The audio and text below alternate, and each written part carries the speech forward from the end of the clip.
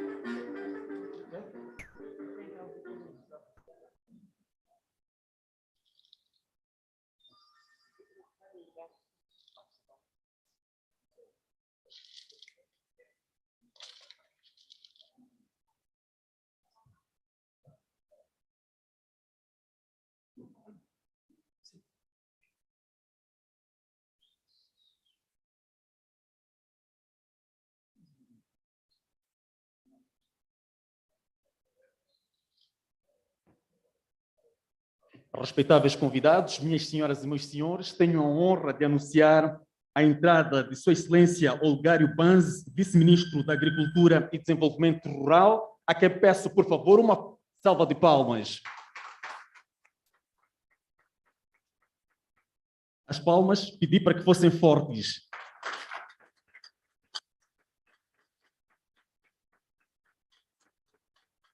Minhas senhoras e meus senhores, atenção para tomarmos a posição de respeito a fim de que possamos entoar o hino nacional.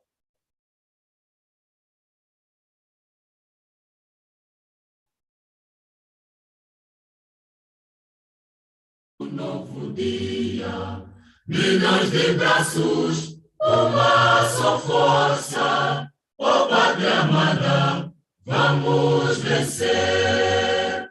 Moçambique, nossa terra gloriosa, pedra a pedra construindo um novo dia. Milhões de braços, uma só força, ó Pátria amada, vamos vencer. Povo unido do Rovuma ao Maputo, olha os frutos do combate pela paz. Cresce o sonho ondulando na bandeira e vai lavrando na certeza do amanhã. Moçambique, nossa terra gloriosa, pedra a pedra construindo um novo dia. Milhões de braços, uma só força, ó Pátria amada, vamos vencer. Moçambique, nossa terra gloriosa, pedra a pedra construindo um novo dia. Milhões de braços, uma só força, ó Pátria amada, vamos vencer. Flores brotando do chão do teu suor, pelos montes, pelos rios, pelo mar. Nós choramos por ti, ó Moçambique, nenhum tirano nos irá escravizar. Moçambique, nossa terra gloriosa, pedra a pedra construindo um novo dia.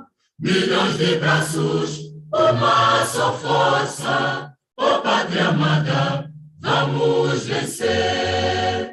Moçambique, nossa terra gloriosa, pedra a pedra construindo um novo dia. Milhões de braços, uma só força, ó Pátria amada, vamos vencer.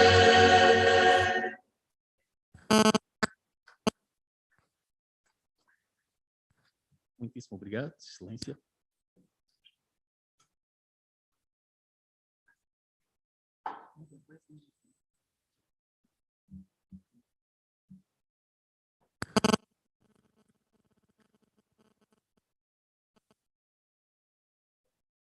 Com a permissão de Vossa Excelência, Senhor Vice-Ministro, vamos dar início à cerimônia de lançamento do Fórum Aberto sobre Biotecnologia Agrária, OFAB, Moçambique.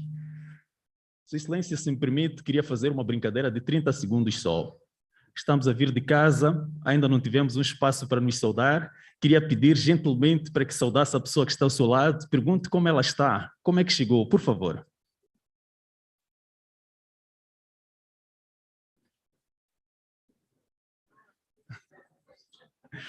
Bom, não preciso ser especialista em nenhuma ciência para concluir que estamos todos bem. Uma salva de palmas, por favor, para todos nós. O programa desta cerimônia consistirá nos seguintes momentos principais: intervenções iniciais, seguida teremos mensagens dos parceiros, seguir-se-á a cerimônia inaugural, que será o lançamento da OFAB Moçambique. Na sequência, teremos a cerimônia de premiação de jornalistas africanos e, por fim, a sessão de confraternização. Minhas senhoras e meus senhores, solicitamos a colaboração de todos para que mantenham os aparelhos celulares no modo silencioso para permitir que a nossa cerimônia decorra sem sobressaltos. Distintos convidados, minhas senhoras e meus senhores, para dar-nos as boas-vindas, tenho a elevada honra de convidar a diretora-geral do Instituto de Investigação Agrária de Moçambique, a doutora Olga Faftin, para quem, por favor, peço uma forte salva de palmas.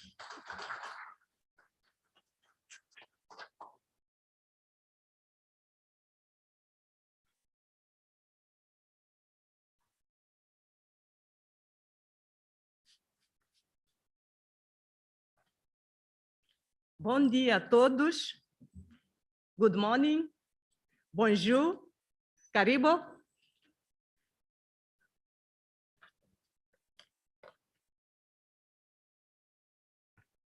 Queria começar por agradecer a Sua Excelência Olegário Banzi, Vice-Ministro da Agricultura e Desenvolvimento Rural, por ter nos honrado com a sua presença neste evento. Sua Excelência Olegário Banzi, Vice-Ministro da Agricultura e Desenvolvimento Rural, Excelentíssimo Senhor Canísius Canandiri, Diretor Executivo da Fundação Africana para a Tecnologia Agrária, Excelentíssimo Senhor Browning, representante da Fundação Bill e Melinda Gates, excelentíssimos parceiros da OFAB, Alliance for Science,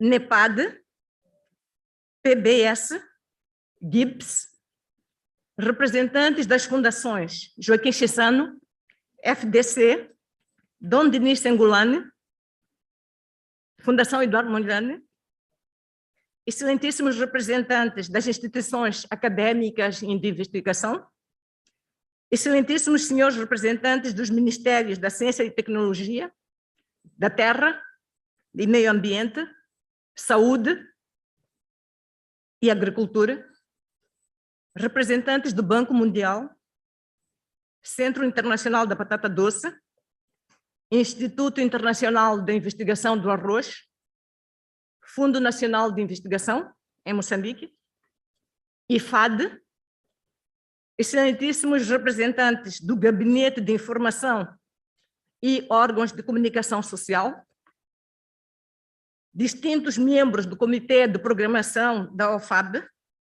caros convidados, todo o protocolo observado, minhas senhoras e meus senhores. Tenho a grande honra e privilégio de, em nome do Instituto de Investigação Agrária de Moçambique, em nome de todos os pesquisadores e funcionários deste Instituto, dar as boas-vindas aos participantes da cerimônia de lançamento do Fórum Aberto para Biotecnologia Agrária em Moçambique, ramo de Moçambique. Destaco de forma particular os participantes, representantes dos países onde esta iniciativa já iniciou, onde esta iniciativa já foi lançada, nomeadamente Quênia, Gana, Nigéria, Etiópia, Burkina Faso, Uganda, Tanzânia e Ruanda, e aos pesquisadores e comunicadores de várias instituições de pesquisa e ensino de Moçambique. Os participantes de Moçambique são pontos focais provenientes do Ministério da Agricultura, o Instituto de Investigação Agrária de Moçambique, a Direção de Sanidade Agropecuária e Biossegurança, a Direção de Cooperação e Mercados, a Direção de Assistência à Agricultura Familiar, o Ministério da Ciência e Tecnologia, Ministério da Terra e Ambiente, instituições acadêmicas e de pesquisa, órgãos de comunicação social e organizações não governamentais também têm os seus pontos focais. Todas estas instituições que foram mencionadas utilizam de uma forma ou de outra as ferramentas proporcionadas pela biotecnologia na sua área de atuação. Para aumentar a divulgação e consciencialização sobre os benefícios trazidos pela biotecnologia no desenvolvimento da agricultura nos países africanos, com base em evidências científicas, Moçambique pretende se juntar ao grupo dos 8 países africanos sob a coordenação da Fundação Africana para a Tecnologia Agrária e criaram ramificações ou capítulos,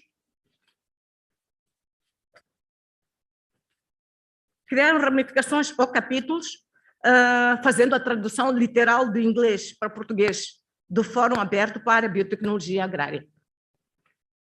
Moçambique registrou nos últimos anos avanços assinaláveis no uso da biotecnologia como uma ferramenta para o aumento da capacidade de diagnóstico de doenças. Nesse âmbito, os nossos laboratórios foram equipados para realizar técnicas moleculares ultramodernas para o diagnóstico de doenças nas plantas e animais.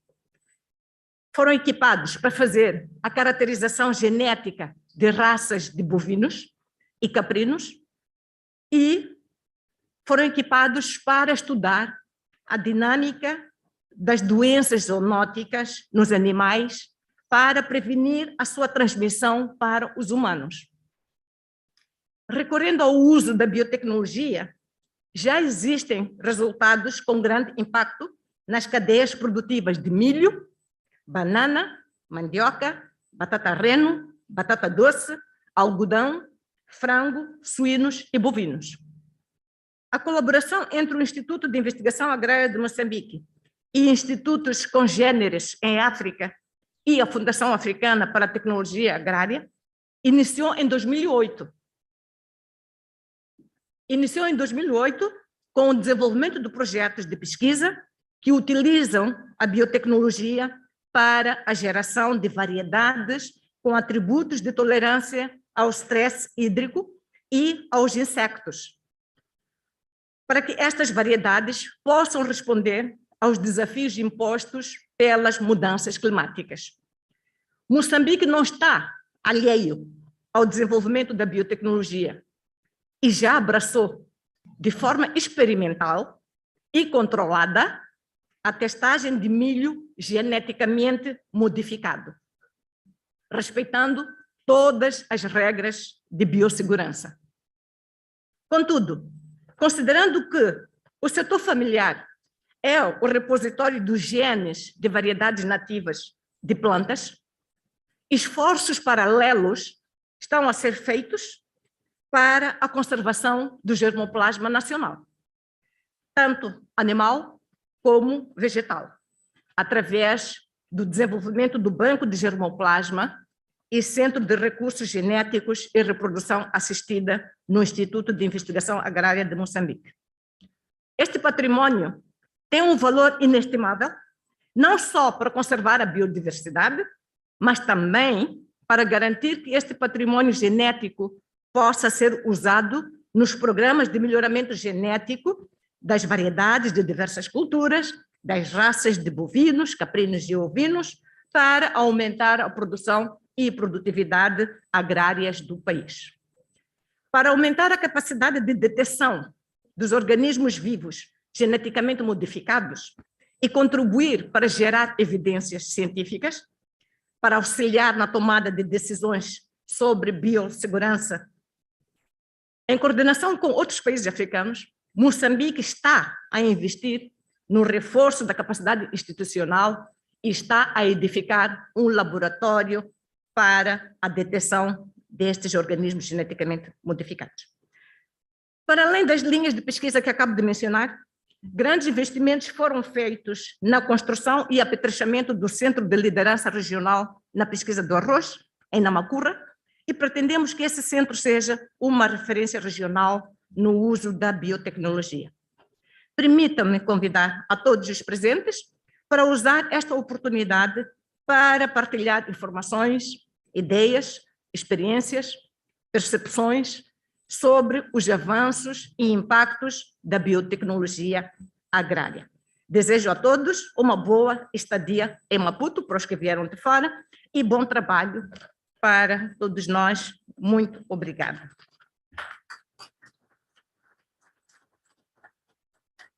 Muitíssimo obrigado, doutora Olga Faftin, diretora-geral do Instituto de Investigação Agrária de Moçambique, por esta intervenção objetiva, mas acima de tudo didática. Quero pedir uma vez mais uma forte salva de palmas, por favor. Respeitáveis convidados, minhas senhoras e meus senhores, de seguida convido o excelentíssimo diretor executivo da Fundação Africana de Tecnologia Agrícola, Dr. Canícius Canangira, para que peço uma salva de palmas, por favor.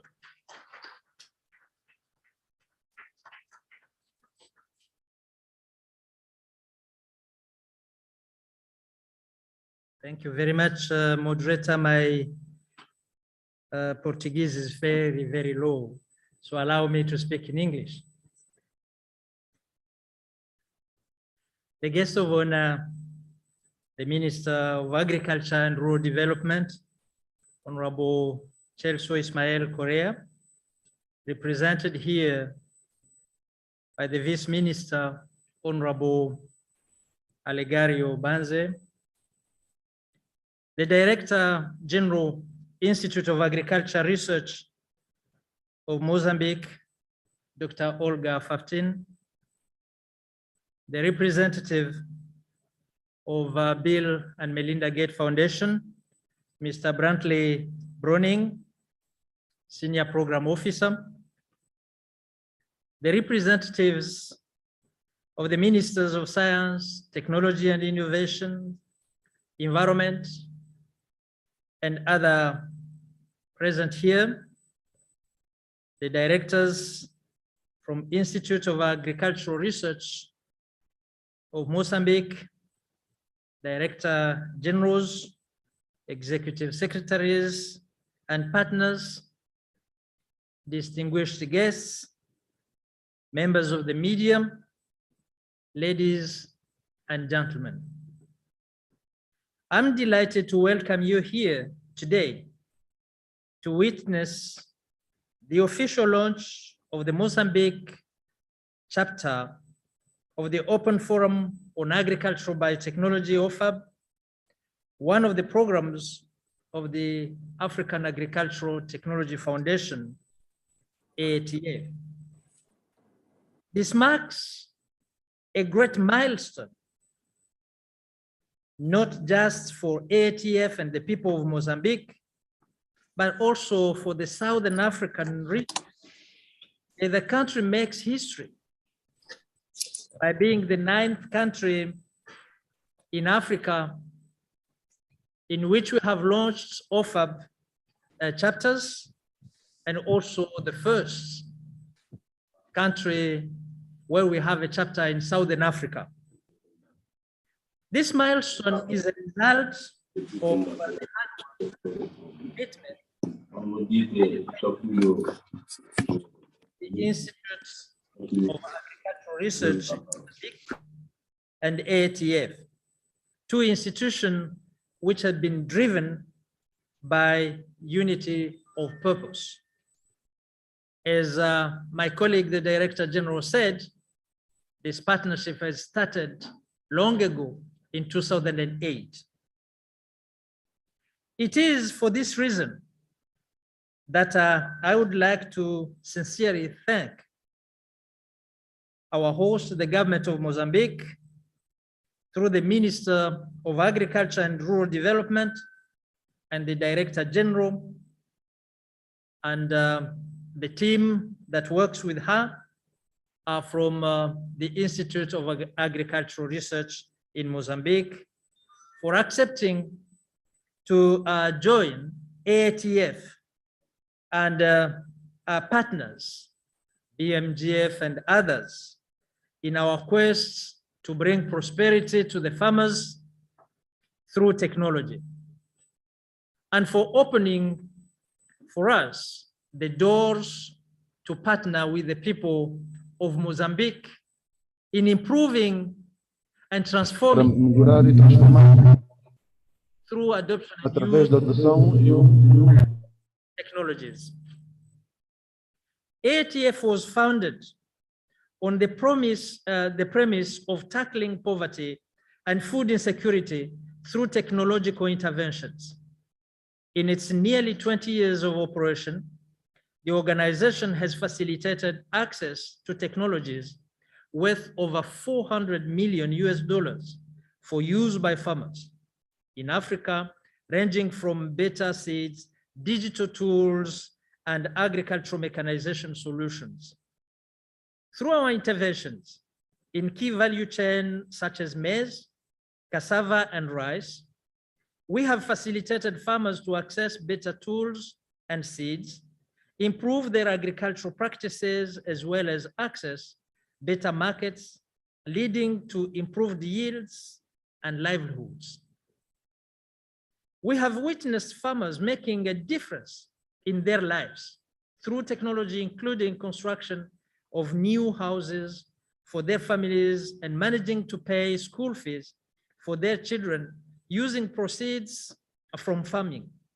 For example, we have witnessed increased yield from our cassava farmers through use of mechanization from 7 to 11 tons per hectare to between 23 and 33 tons per hectare, fetching the farmers around $2,000 per hectare of income and reducing drudgeries, especially for women and children and youth. That is quite a milestone that we would like to see scaled up and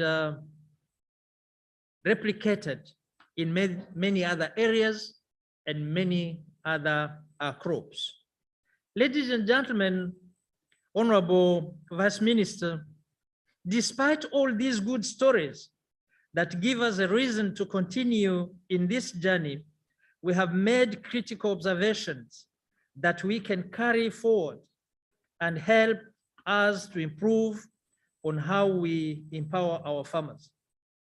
For example, we note that biotechnology is one tool that has not been widely used in Africa, but has demonstrated transformative impact in many parts of the world where it has been utilized.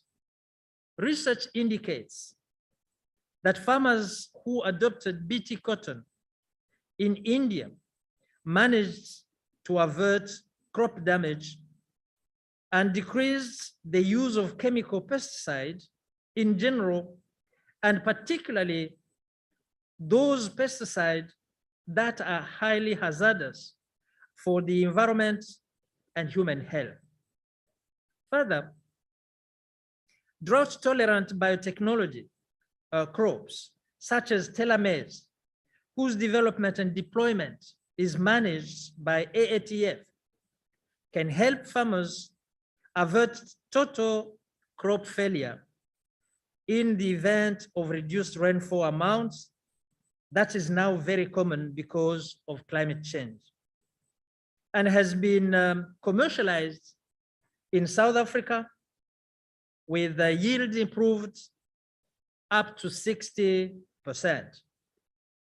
We are very glad that currently Nigeria has also released the commercialization of this technology, which will certainly produce the same positive impact that we are seeing in countries that have adopted it much before.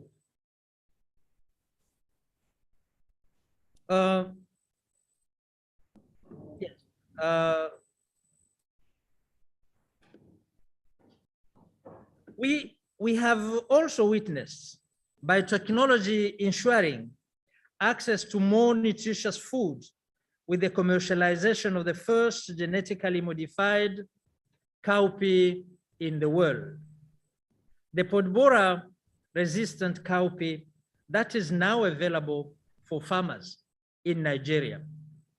Additionally, we believe that the information sharing, media engagement, and dialogue among various stakeholders are a critical enabler for technology deployment and use.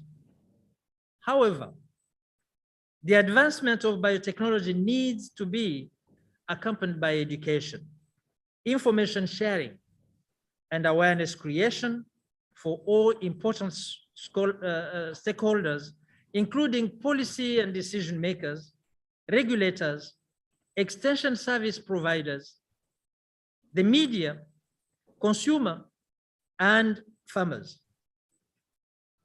For both policymakers and the larger public, OFAB facilitates quality engagement and conversations on the safety and benefit of modern technologies, biotechnologies.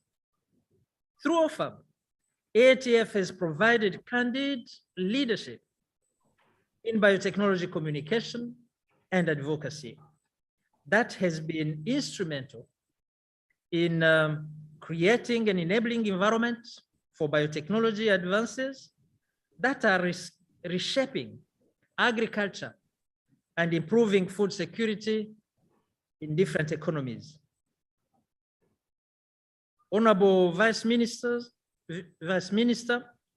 ladies and gentlemen, the goal of AATF is to continue creating information sharing and biotechnology engagement platform in many more countries in Africa. With the launch of this chapter today, OFAB will have presence in 9 countries on the continent. And those include Kenya, Uganda, Tanzania, Ethiopia, and Rwanda.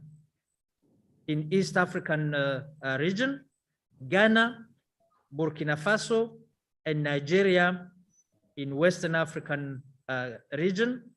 And now we have Mozambique in Southern Africa. And we are not stopping here. We will continue to expand our advocacy role, share knowledge until the continent is adequately covered and Africa is food secure.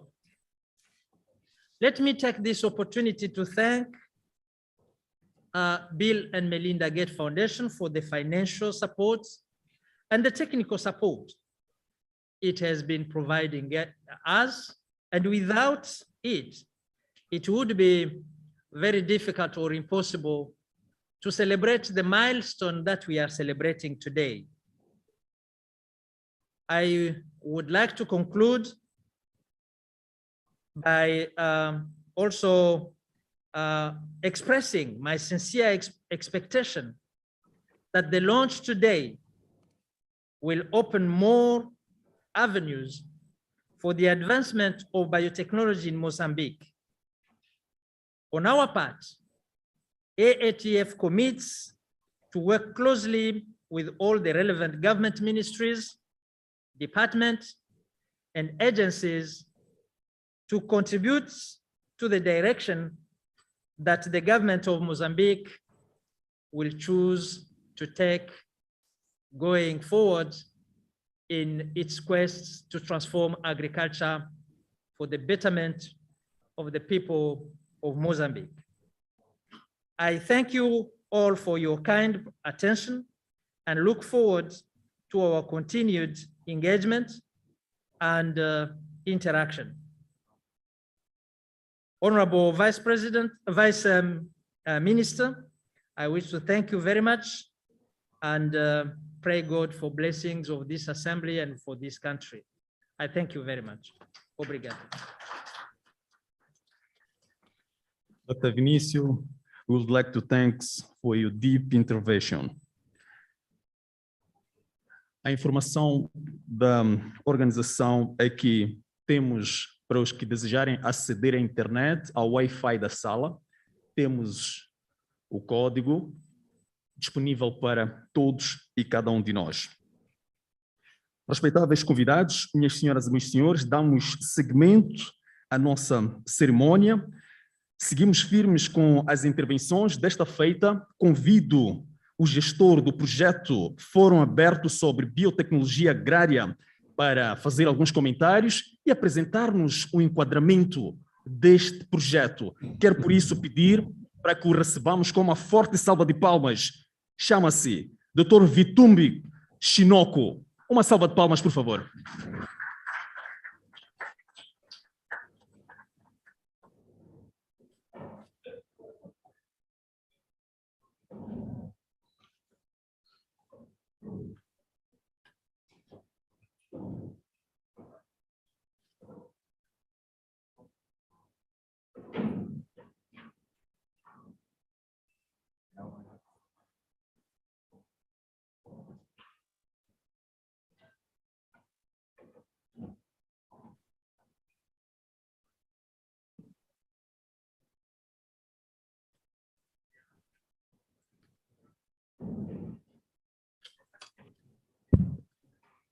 Good morning.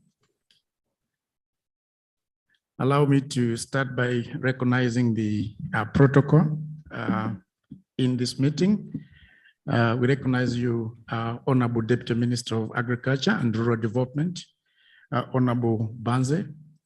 I also recognize you, the Director of EAM, Dr. Olga Faftine. I also wish to recognize the director, the executive director of the African Agricultural Technology Foundation, Dr. Kanyas Kanangiri. Allow me also to recognize the various directors and heads of department from both government institutions meeting here, but also various heads of departments that are also in this meeting. Both those that are in this meeting room, but also those that are following us virtually. Feel very welcome. Honorable Minister and our high level, I decided that the focus of this presentation will basically be information sharing, so that those of us that probably this is the first time to interact with OFAB would be in a better position to know what OFAB, the Open Forum on Agriculture Biotechnology, is, what it's expected to do in Mozambique, based on what it has already done in other countries. So it is an information sharing presentation, and I do hope that you find it useful. That is my outline of a presentation. It's going to be very short. We're going to look at the concept of OFAB and its history, the OFAB achievements that we've recorded since it was started, the OFAB outreach prospects, but also what are some of the objectives and approaches that we're using, and also end by closing remarks. In terms of the history, I think there are 3, if not 4 major factors that triggered the formation of OFAB. I think one of the things I want to mention here is that when you look at how farmers adopt technologies, they are actually influenced a lot by public perception. And usually, I think, as you note in this area, there's always perception of risk, which, as you have understood most of the times, these perceptions transcend scientific facts. So regardless of how authentic the science is, but you have to meet perceptions in the end of the day before a farmer can adopt technology. So that was actually the first realization that we needed to come to terms with. The second thing that is also very critical is the fact that trust building is extremely critical when it comes to anyone adopting any science recommendation. We're just coming from the COVID. We're just coming from the COVID pandemic. We're not fully out of it, but you could see how it was very difficult for people to accept the jab. There's a lot that we have to do in terms of building that trust. And I think as we build trust, we also saw the numbers of those taking the jab increasing. And that is the same even when it comes to scientific technologies within the agriculture sector. And we're also knowing that I think because of that, I think when you look at it, the current economy is actually based on how much attention you're going to get from someone. And this is also something that we realized that I think when that space was left void, there were some elements that came into that space and they started discouraging people from adopting technologies that would help farmers improve their food security. So it is actually very important in that sense that we noted that there was need for us to ensure that science is communicated in a manner that is able to generate a behavior change. And that would actually require that we close that gap that has always been there. We have scientists doing their research that side, you have regulators that side, and then down there, you have the farmer who is supposed to adopt the technology. So OFAB was actually created with that objective to ensure that we close the gap between science, policy, and practice on the ground so that we can enhance adoption of these technologies. And we started as OFAB in 2006. And when it started in Kenya, it started as a very humble project with a very big dreams, as monthly meetings that we were meeting over lunch hour, where I would bring in scientists, and then over a topic, they would discuss agriculture biotechnology, would bring in journalists that would ask questions around different topical issues around biotechnology, and would have scientists debate and answer those perceptions, those questions therein. And we've seen that the OFAB as a platform has continued, has grown. And I really want to recognize, again, as the executive director for ATF did, that with that dream that we had, with that small initiative that we had, somebody in the name of the Bill and Melinda Gates saw value in that, and they decided to partner with us, and from there on, we've grown. So since 2006, OFAB has grown into 8 chapters, as you can see. Until last year, we were only in 7 chapters, and then last year in October, we launched Rwanda. And today, as you can see, we're here in Mozambique launching OFAB Mozambique. In the next few weeks, actually within a week's time, we'll actually be going to Malawi, where we'll be launching OFAB Malawi. And I think it is a very interesting time for Southern Africa that within a space of a week, you actually be launching 2 chapters, and OFAB Mozambique being the inaugural chapter in Southern Africa. So congratulations. And as I said, the objective of OFAB is really to enhance the understanding and acceptance of agriculture biotech and contribute to the enabling environment for decision-making around agriculture biotechnology. Information is very important, and we, as a platform, we do provide that space where scientists can engage. We do provide that space where people can ask questions, but we also support governments in terms of helping building that positive perceptions of agriculture biotechnology. in that way, we see farmers adopting, we see governments having that easy when it comes to engaging and also passing some of the regulatory frameworks that they would require for agriculture biotech. In this phase that we're in, which is the 2019-2024 phase under the support from Bill and Melinda Gates, we do have 3 policy objectives. The first policy objective is around policy change. So we're looking at how we can support those countries that do not have the frameworks to enable agriculture biotech to thrive.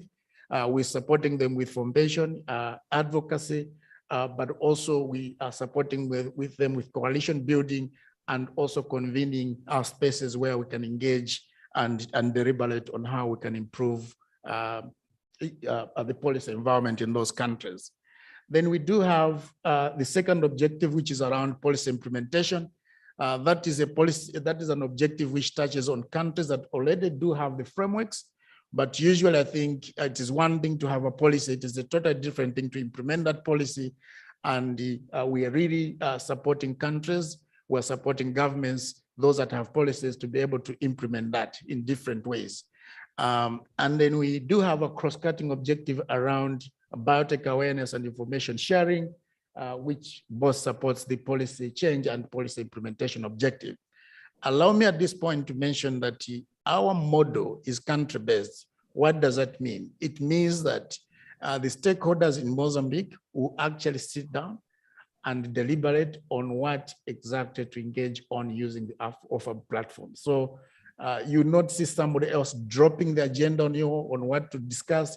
You'll be able to say, according to our setup, this is where we are, and these are the issues as OFAB that we need to engage. So the country-based model is extremely important because we do believe it does help us in terms of sustainability, but more importantly, it does help us to engage on issues that are relevant to the country. I know that is too much for all of us to see because I think it's a bit far off, but just to mention that what we're looking at is really as OFAB to be able to convene different groups that are extremely critical to the agenda of agriculture biotechnology.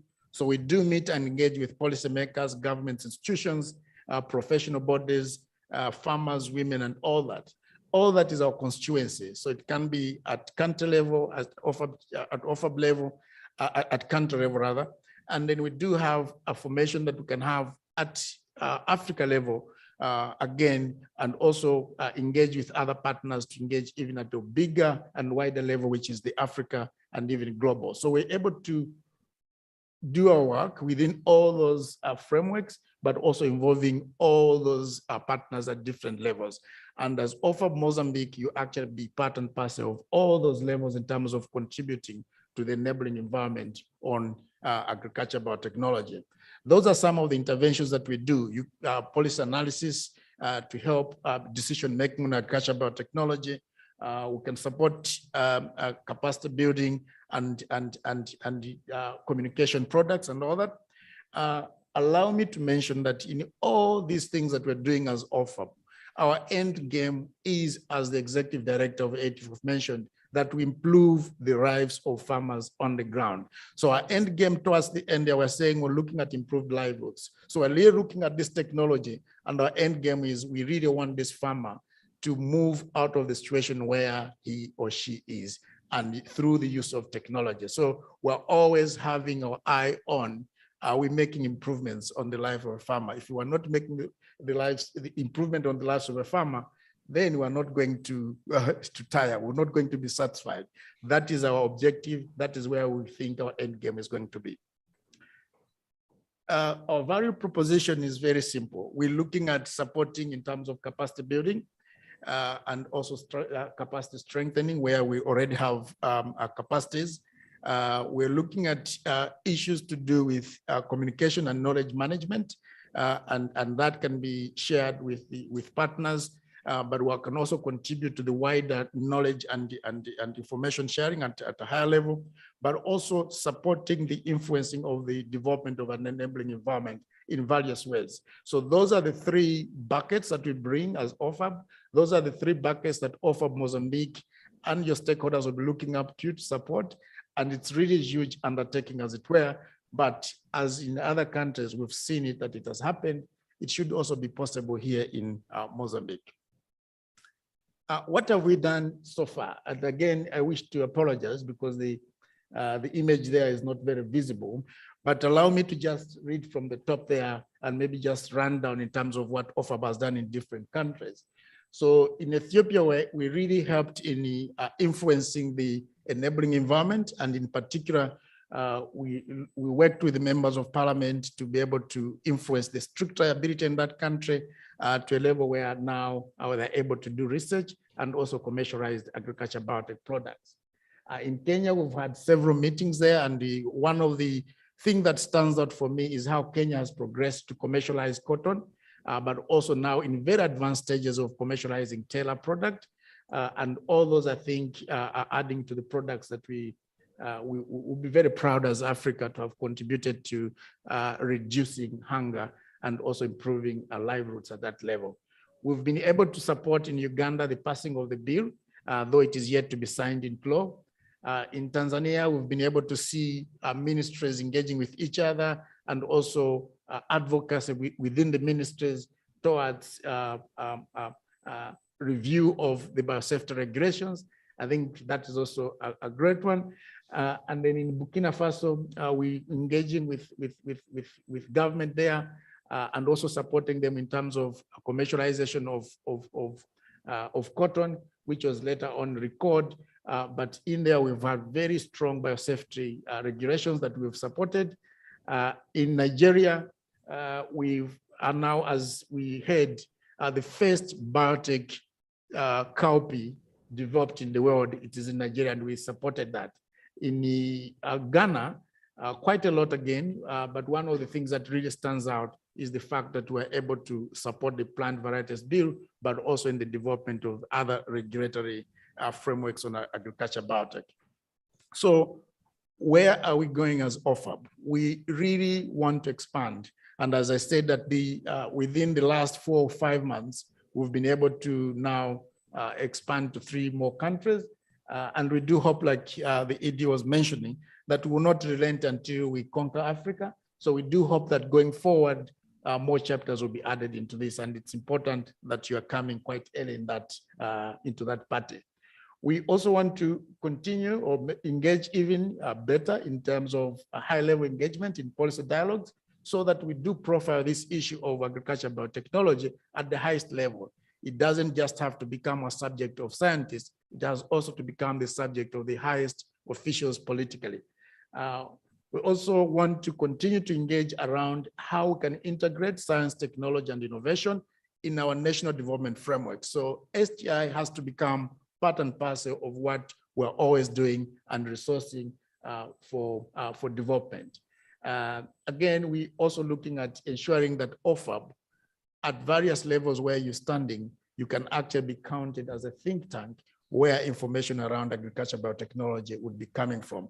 So we want people to be coming to OFAB, to EAM, to be asking anything about agriculture biotechnology, because you have profiled yourself and enabled yourself to be such a big think tank around agriculture biotechnology. So those were my few remarks, and I really wanted that maybe this, as I said, to be an information sort of a presentation, so that those that are not very close to OFAB, they can know.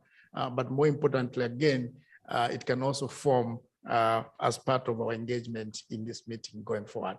Thank you very much.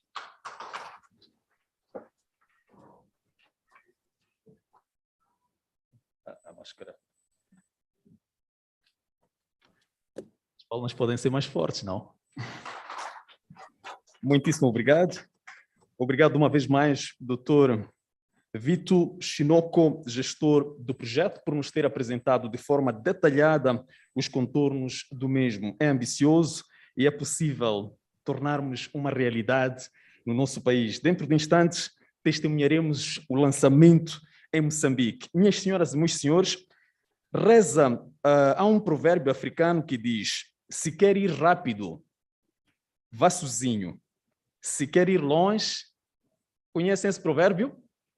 Podem me acompanhar? Se quer ir rápido, vá sozinho. E se quer ir longe, vá acompanhado. É momento de convidarmos algumas companhias, os parceiros deste OFAB, eles têm uma mensagem que pretendem deixar para o OFAB Moçambique. Por isso, vou começar por convidar a senhora Patrícia Nantesa. Tal como devem saber, este evento está a decorrer de forma híbrida. Aos que nos acompanham online e estamos aqui presentes, a senhora Patrícia está neste exato momento em Nairobi. Convido-lhe para juntar-se a nós. Por favor, podemos acarinhar a ela com uma salva de palmas?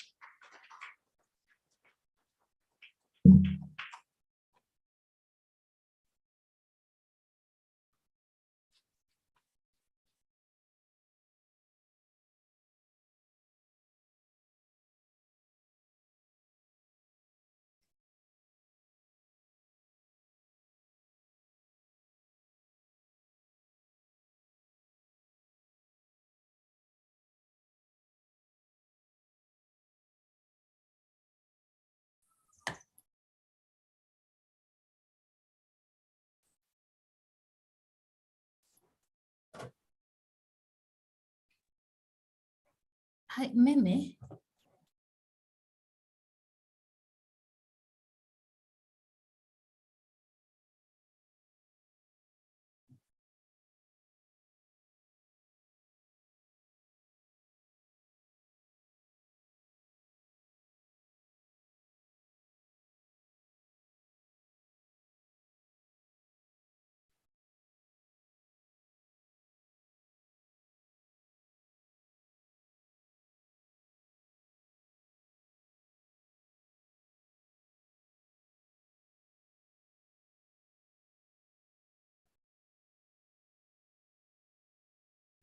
Bom, penso que neste momento estão todas as condições criadas, tal como disse, há participantes que estão neste momento no formato online. Uma das participantes é a senhora Patrícia Nantesa, que está neste exato momento em Nairobi. Convidamos-la a juntar-se a nós.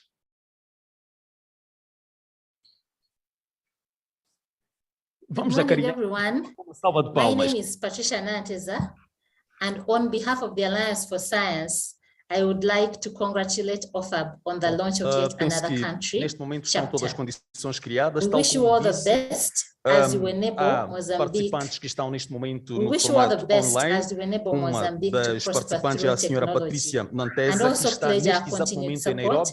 Convidamos-la a juntar-se a nós. Thank you and all the best. Vamos acarinhar uma salva de palmas. My name is Patricia Nanteza, and on behalf of the Alliance for Science,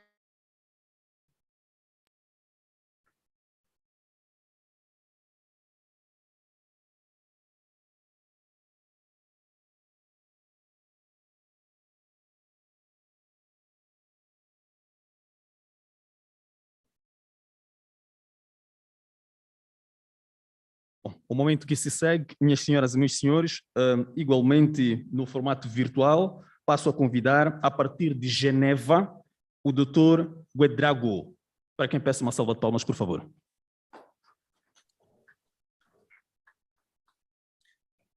Good morning, everyone. I hope you can hear me. I'm Jeremy Guedrago, representing the African Union Development Agency.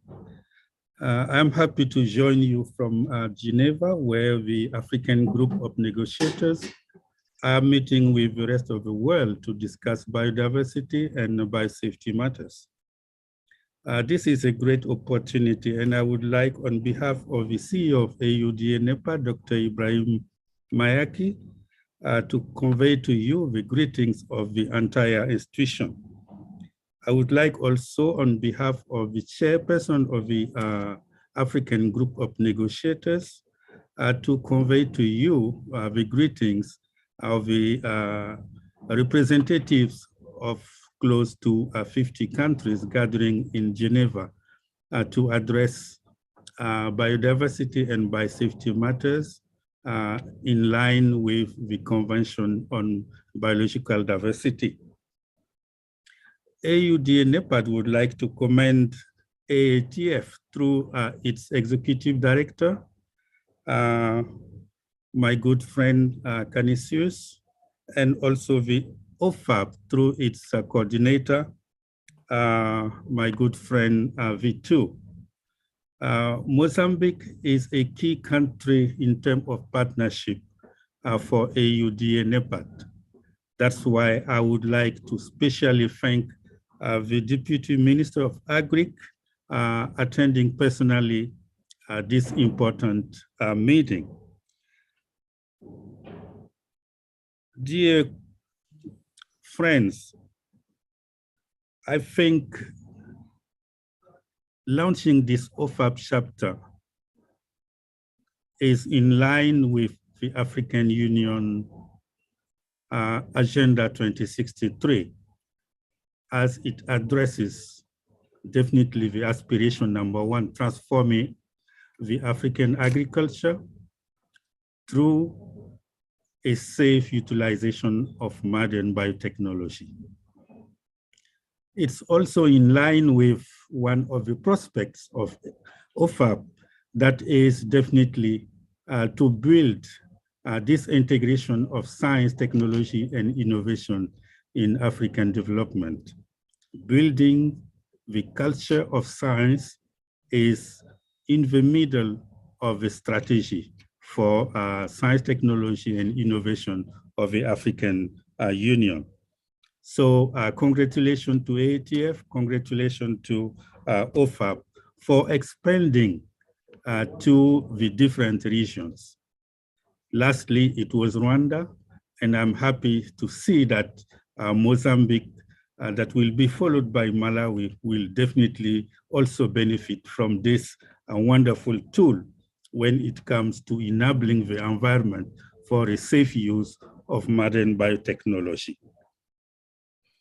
As a traditional partner of both OFAB and Mozambique, AUD and NEPAD, definitely through my voice, would like to reiterate our commitment to support the new OFAB chapter in Mozambique when it comes definitely to doing advocacy before the general public, the decision makers, on how best to use modern biotechnology in agriculture. As I can see, the dynamic memorandum of understanding between AUD and NEPAD and AATF, including OFAB, but also this is a wish, the renewed MOU between AUD and NEPAD and Mozambique through the GIFs will definitely strengthen the operationalization of the chapter, because we would like it to be a key component in our partnership. I don't want to be longer than that, but definitely I'm happy to see that Africa is benefiting from a wonderful tool to counter misinformation and also allow scientists from Africa to share the right information when it comes to modern biotechnology in agriculture. I wish you all the best, and long life to the new OFAB chapter of Mozambique. Thank you very much for your kind attention.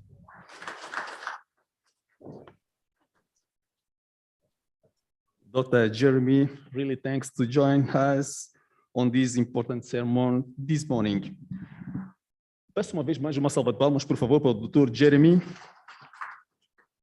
Muitíssimo obrigado. Dando sequência, minhas senhoras e meus senhores, tenho a honra de convidar, em representação da PBS, Dr. John Coleman. Ele está neste momento nos Estados Unidos da América. É bem-vindo. Bom dia a todos. I hope you can hear me okay. Yes, we can. Excellent. The interpreters can hear me as well. Muitíssimo obrigado. Dando sequência, minhas senhoras. Excellent, excellent. So, good morning, everyone, and congratulations on the birth of a new OFAB chapter in Mozambique. It's an honor to be here and to represent the Program for Biosafety Systems. The Program for Biosafety Systems is managed by the International Food Policy Research Institute in Washington, D.C., So that's also explaining why my program director, Judy Chambers, cannot be with us virtually this morning because of the time difference, but she also conveys her best wishes on the newborn OFAB chapter. I would like to congratulate the government of Mozambique, the Ministry of Agriculture, Ministry of Science and Technology, with whom we have worked in the more distant past when Mozambique started considering the introduction of genetically modified cotton and later on genetically modified maize to address important agricultural constraints.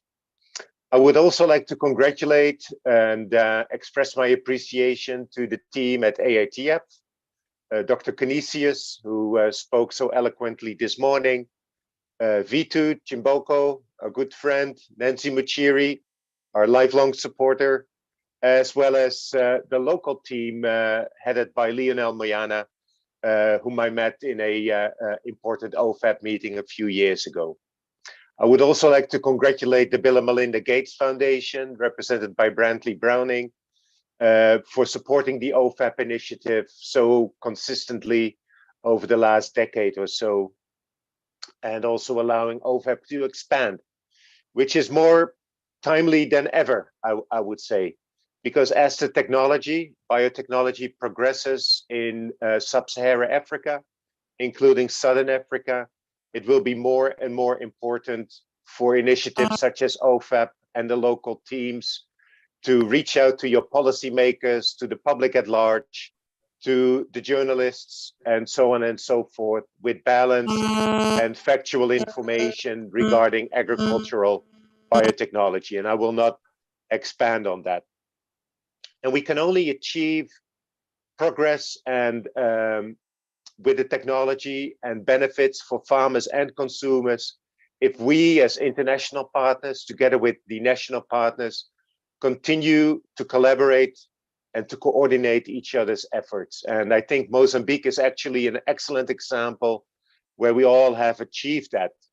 But just to illustrate that, let me take you back to 2008, 2009, so well over a decade ago, almost 12 years ago, when actually AATF and PBS and ABNE, the AUDA NEPAD agency, headed now by Dr. Jeremy, then headed by the late Professor Diran Makinde, got together and figured out the best way to work with GIBS, the Interagency Biosafety Committee, as well as INEA back then, IAM right now, to first of all plan for field trials of WEMA maize, now called Tela maize, as well as supporting a local team to work on a biosafety decree and biosafety guidelines in order to enable confined field trials for genetically improved maize.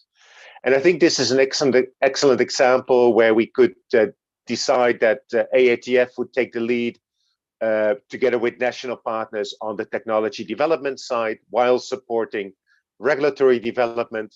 ABNE was taking the lead and leading investments in regulatory development for biosafety and biosafety capacity development, while PBS was providing technical expertise and backstopping from somewhat of a distance.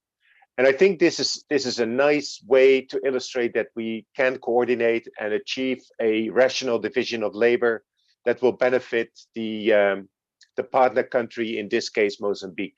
And we have many such examples of collaboration in other partner countries.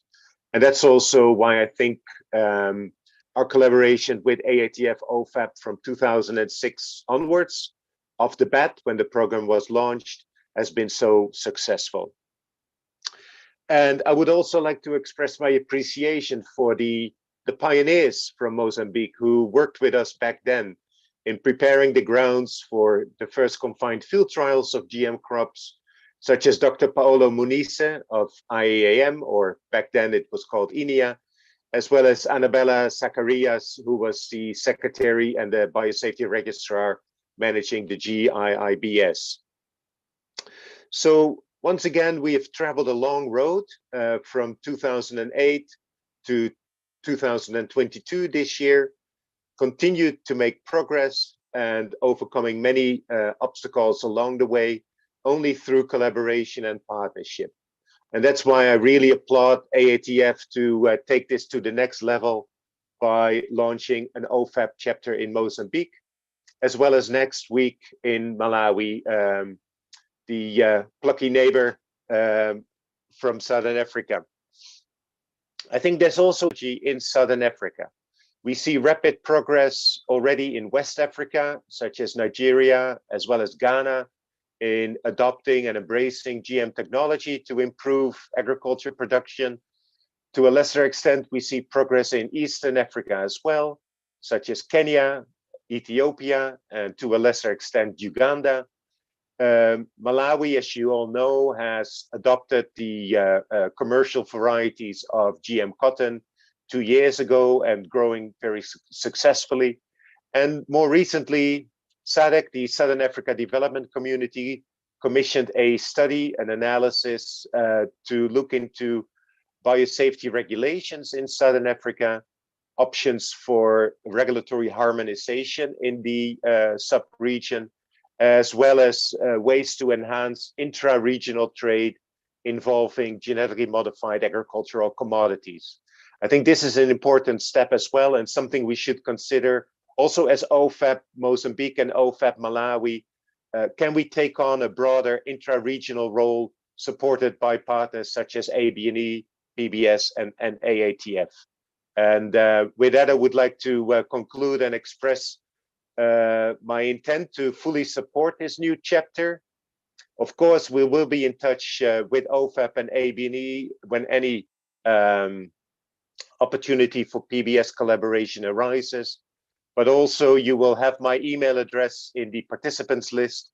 So please, any Mozambique, any official for Mozambique, scientist, regulator, feel free to contact us, and we will make sure that we address your requests and your need in collaboration and partnership with national and international partners. Once again, congratulations, AATF and everyone assembled in the room. And we're here to support as the baby grows. Thank you so much. Muito obrigado. Muitíssimo obrigado, Dr. Johnny Comer, a partir dos Estados Unidos da América, em representação da PBS. Minhas senhoras e meus senhores, depois da volta ao mundo, estivemos em Nairobi, Geneva, Estados Unidos da América, regressamos à nossa pátria amada. E, para o efeito, convido a doutora Alsácia Atanásio, em representação da GIBS. Peço uma salva de palmas, por favor.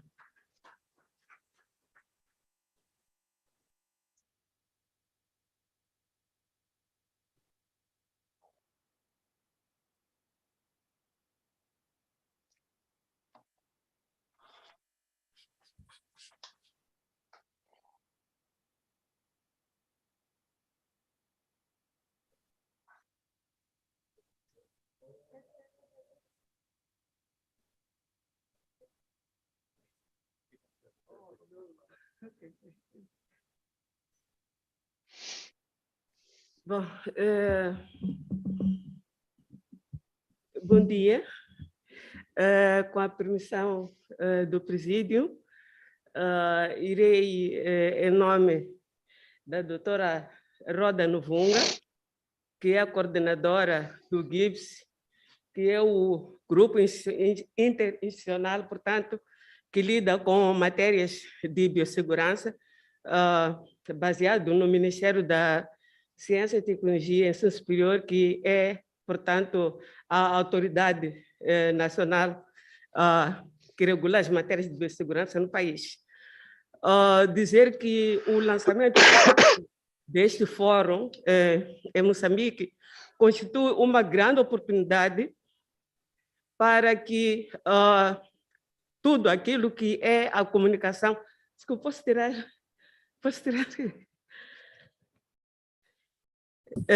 Como estava a dizer, o lançamento, portanto, do Fórum Aberto sobre Biotecnologia Agrária aqui em Moçambique constitui, portanto, uma grande oportunidade para o país, portanto, passar a ter uma plataforma oficial através do qual todos os intervenientes e principalmente a entidade que responde, portanto, pela agricultura no país, que é o nosso Ministério da Agricultura e Desenvolvimento Rural, ter espaço de envolver todos os intervenientes, portanto, nesta matéria e, acima de tudo, como os anteriores, portanto, oradores frisaram, ainda há muitas dúvidas sobre o papel da biotecnologia moderna, principalmente quando se fala de organismos geneticamente modificados.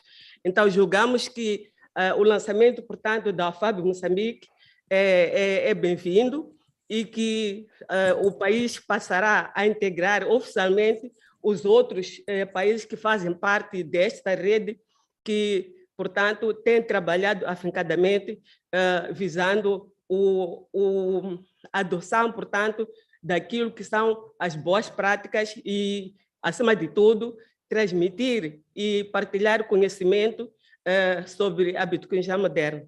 E muito obrigada a todos pela atenção. Muitíssimo obrigado, doutora Alsácia Atanásio.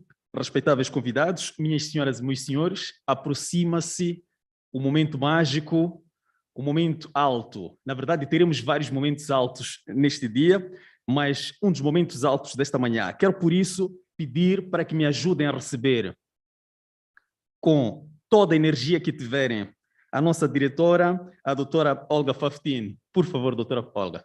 Peço uma salva de palmas para a doutora Olga Faftin.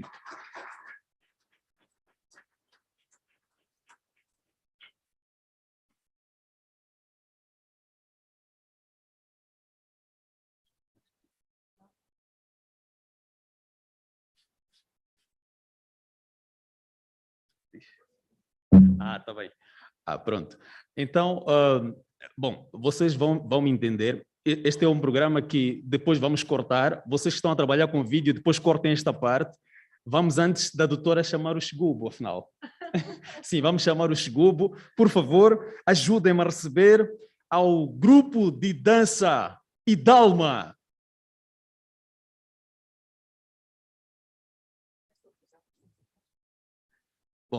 Eu pensei que depois de chamar com esta vivacidade, vocês fossem aplaudir. Agora, eu vou chamar uma vez mais. Quem aplaudir mais, eu vou dar uma gorjeta.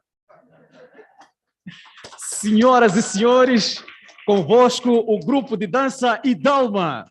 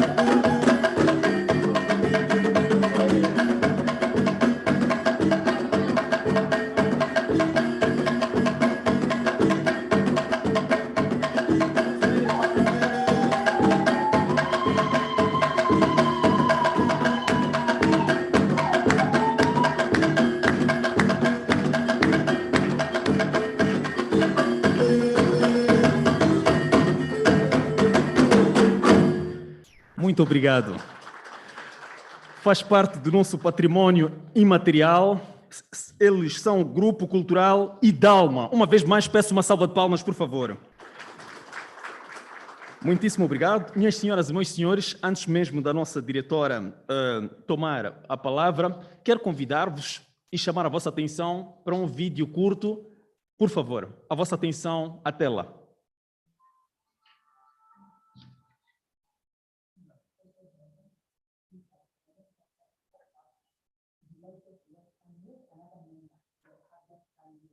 Mozambique. Congratulations, Ginara, for a successful OFAB chapter.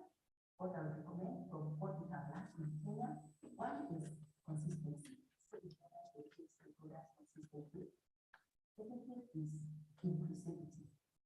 Then you have the stakeholders together, those who are for the technology, those who have the last views, because that is the way we reduce debates and get to dialogue.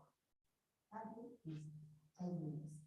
It is important that Mozambique chapter responds to issues of public concern in a timely manner to avoid falsehoods or misinformation, saying in the public domain for so long until it has the truth.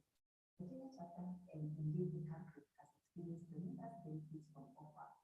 One is the strengthening of institutions, interinstitutional networking and collaboration. We have found more and more people working together.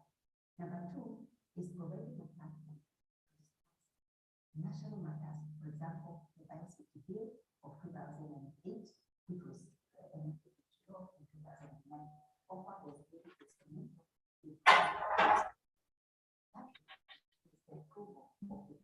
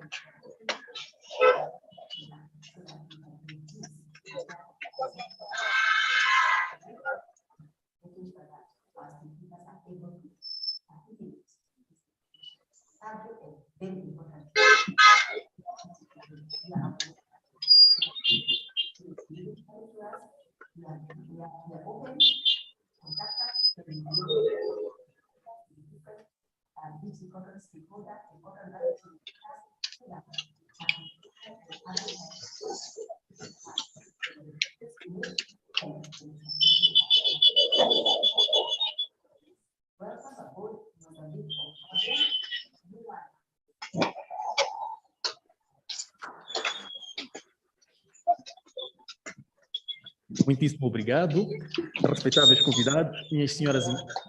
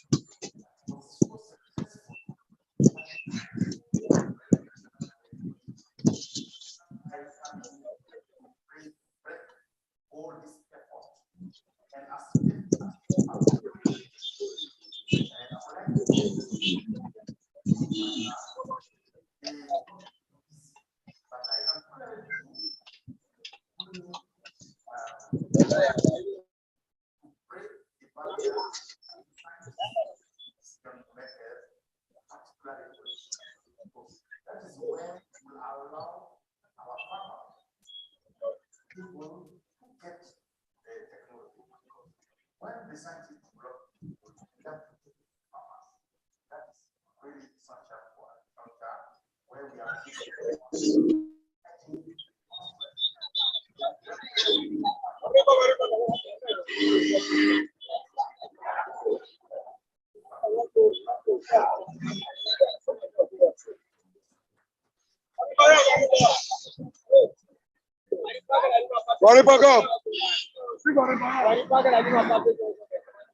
Oi.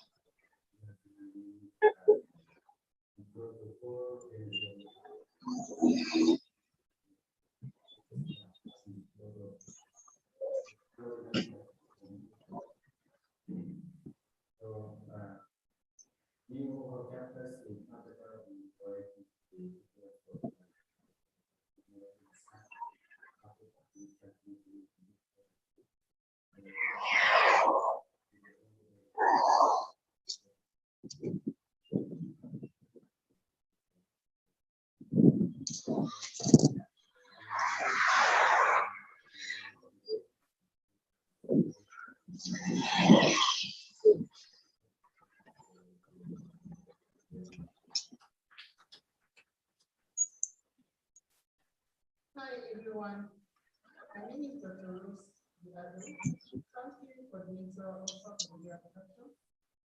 It's my honor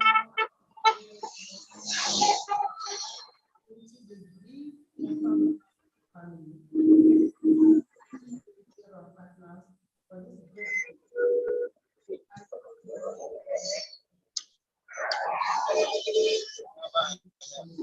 Anyway. result of successes attained in the past. Community Day offer families a whole lot. It makes you a warrior because it puts you into a battlefield.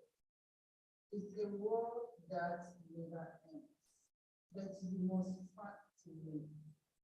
It takes you into a journey of an unknown destination. It depends on how strong you are.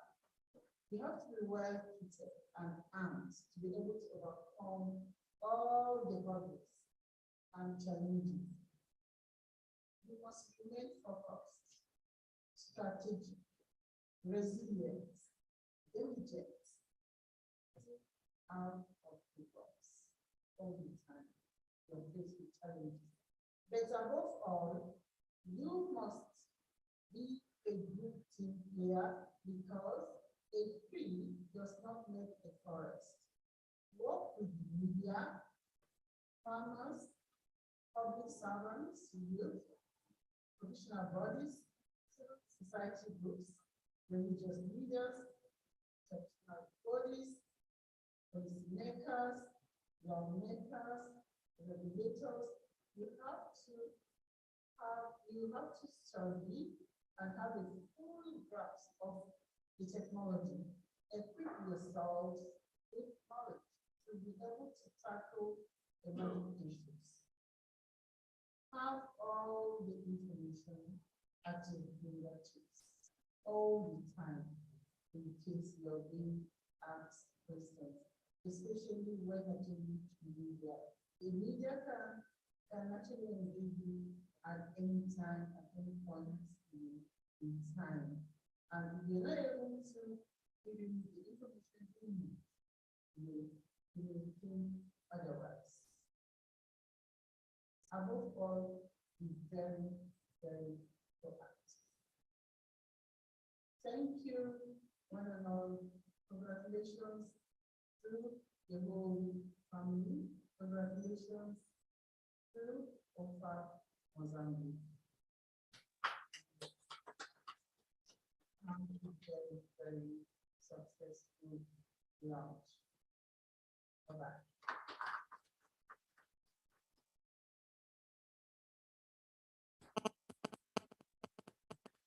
Muitíssimo obrigado. As palmas podem ser mais fortes. Só uma informação pontual. Era suposto, a esta altura, termos um intervalo de lanche, mas pede-se a compreensão de todos. Vamos dar seguimento ao programa e, assim que terminarmos esta etapa, vamos para o lanche. Agradeço pela vossa compreensão.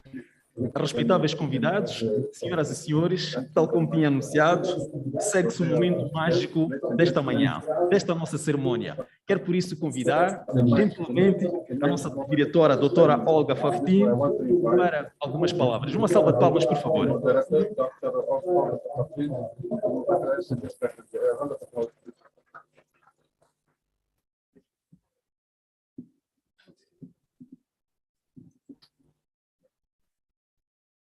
Bom dia a todos mais uma vez. Hoje estamos em festa, é o dia do lançamento do Fórum Aberto para Biotecnologia Agrária no ramo de Moçambique, o OFAB Moçambique. E neste momento tenho a grande honra e privilégio de convidar a Excelência Vice-Ministro da Agricultura e Desenvolvimento Rural, Sua Excelência Olegário Mbanza, para proferir as palavras de lançamento.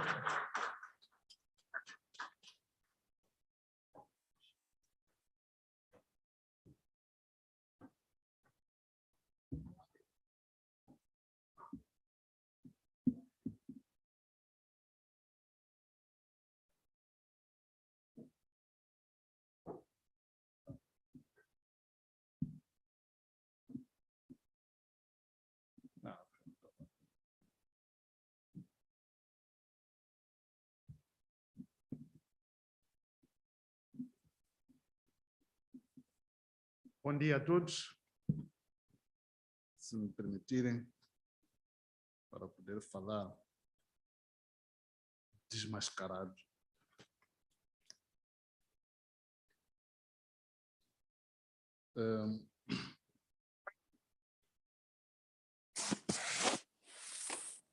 Excelentíssima senhora Olga Faftin, diretora-geral do Instituto de Investigação Agronômica de Moçambique, excelentíssimo senhor Canísios Canangira, diretor executivo da AATF, excelentíssimo senhor Browning, representante da Fundação Bill and Melinda Gates, excelentíssimos senhores parceiros da OFAB, Alliance for Science, NEPAD, PBS, GIIBS, representantes das fundações Joaquim Chissano, FDC, Dom Dinis Singolano, Eduardo Mondlane,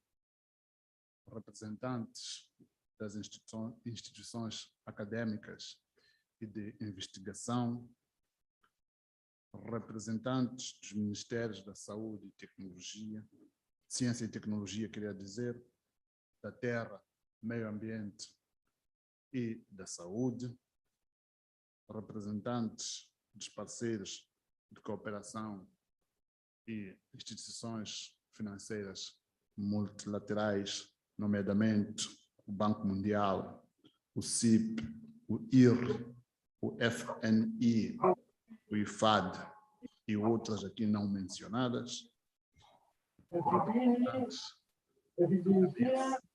e de comunicação social, distintos membros do Comitê de Programação da OFAB, caríssimos convidados, minhas senhoras, meus senhores. Em nome e em representação de Sua Excelência Celso Ismael Correia, Ministro da Agricultura e Desenvolvimento Rural, tenho o imenso prazer de receber a grande equipe africana de investigadores e comunicadores provenientes do Quênia, do Ghana, da Nigéria, da Etiópia, de Burkina Faso, de Uganda, da Tanzânia, do Ruanda e também, obviamente, de Moçambique. E em nome do nosso governo e, obviamente, do Ministério da Agricultura e Desenvolvimento Rural, dizer boas-vindas a todos, sintamo-nos em casa, em especial neste grande evento. Este fórum de coordenação com outros intervenientes da cadeia agrícola, quando dizemos cadeia agrícola até estamos a simplificar, porque a cadeia é longa, até chamaria agrária, mas quando sai desde as carteiras onde os nossos alunos estudam, depois tornam-se cientistas, investigam, depois implementam os produtos da sua investigação, depois produzem a comida, até essa comida chegar aos nossos pratos, depois passa dos nossos pratos, volta aos nossos cérebros, quando nos nutre. É uma cadeia muito longa. Então, é essa cadeia que tem um grande potencial para impulsionar o desenvolvimento, não só agrícola, como também o desenvolvimento sustentável, econômico, social, ambiental, em todas as dimensões das nossas sociedades. Este potencial tem grande importância tecnológica, conforme já disse, a partir das sementes de boa qualidade, de variedades com altíssimos rendimentos, o máximo que se pode, formulações de fertilizantes, modelos de mecanização, recursos genéticos, animais, vacinas, conhecimento técnico sobre diálogo e controle de pragas e doenças, quadro variado de controle da qualidade dos solos, dos alimentos, até as boas práticas de produção agropecuária e florestal, que são fundamentais para a transformação tecnológica na agricultura, no nosso país, na nossa região, no continente e em todo o mundo. O processo de geração de tecnologias deve ser suficientemente rápido para responder aos desafios impostos pelas constantes e rápidas mudanças climáticas, com eventos extremos, como já tivemos a oportunidade de vivenciar com os ciclones Idai e outros, até ao Gombe, o último é Gombe, que fustigam Moçambique periodicamente.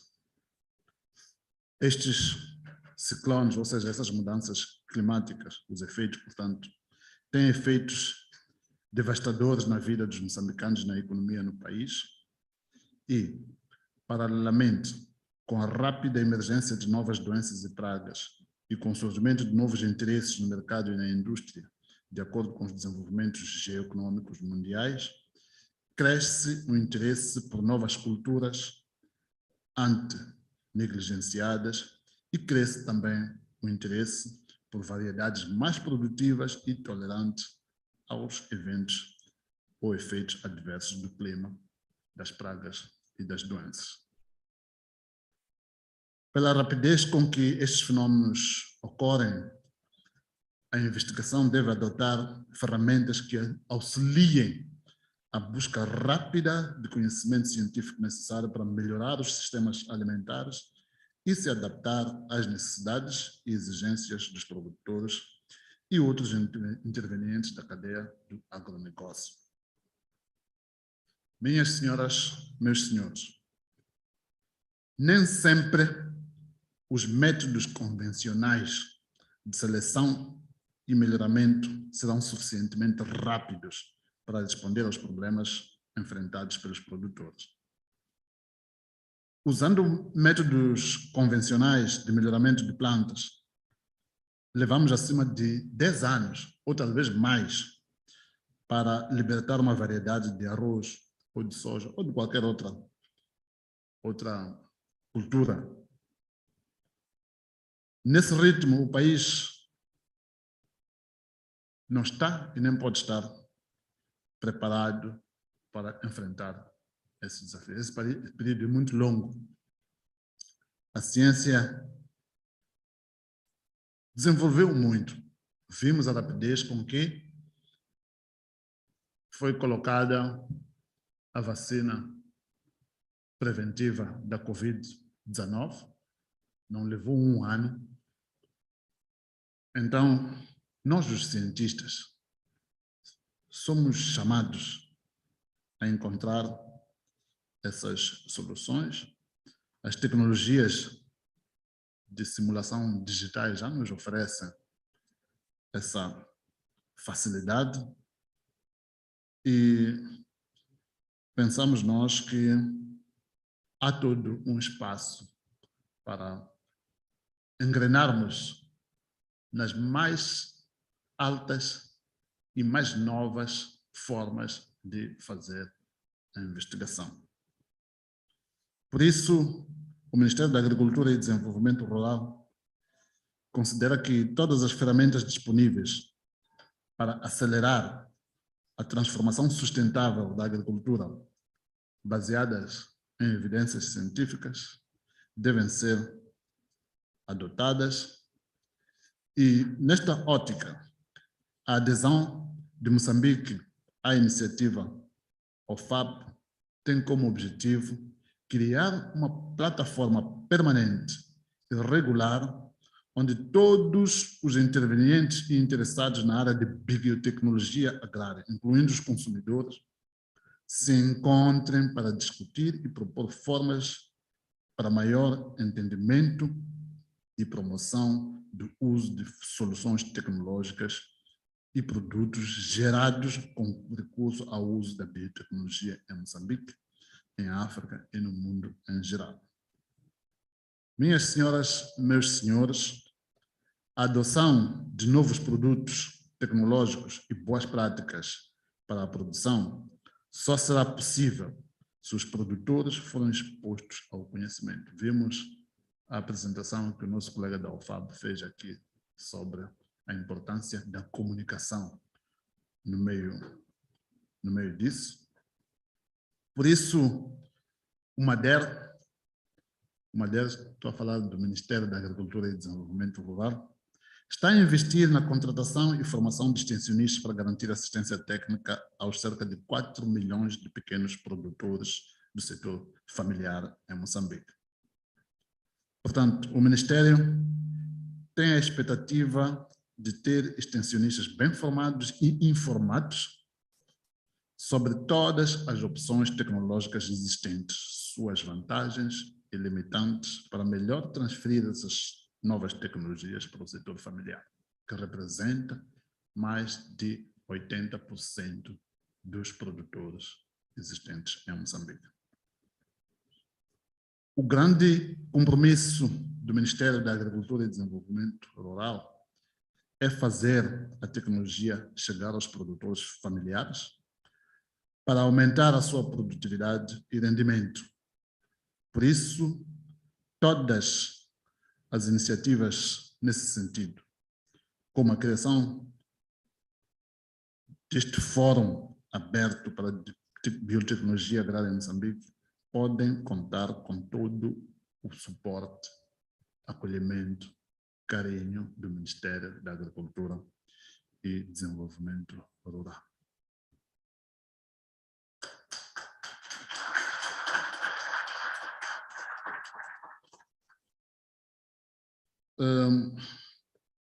Minhas senhoras, meus senhores,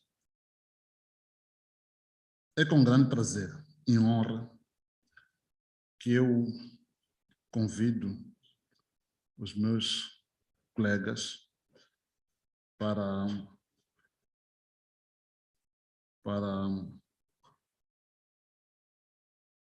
aqui. Temos uma surpresa para todos os presentes. Subam. Não é para quê? Como vai ser? Vai ser aqui.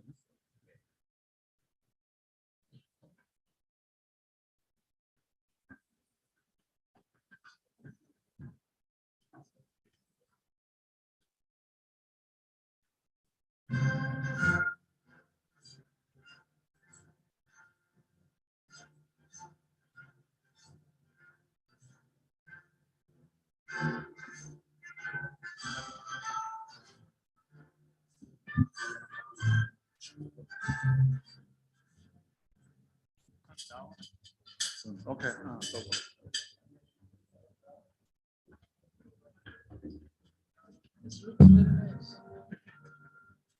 Eu quero pedir, por favor, a todos e todas que acreditam neste projeto, para que se coloquem em pé, por favor.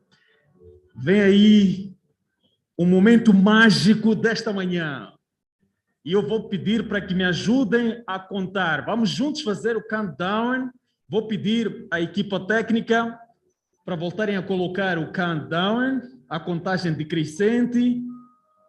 E vamos contar todos com toda a vivacidade. Podemos começar a contar. 1.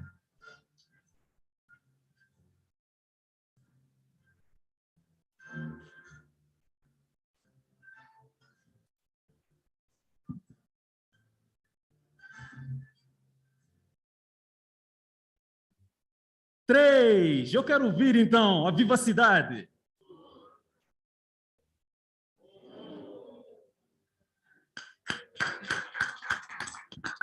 4. Minhas senhoras, meus senhores, declaro lançada a plataforma OFAB na República de Moçambique. Aminkulungwana Kei! Aminkulungwana Kei!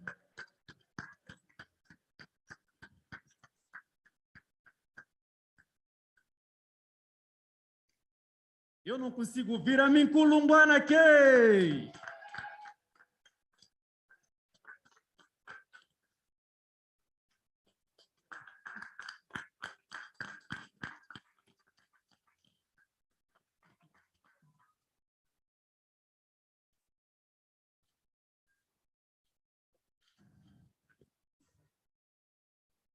Muitíssimo obrigado. E a festa continua. As palmas, família, as palmas.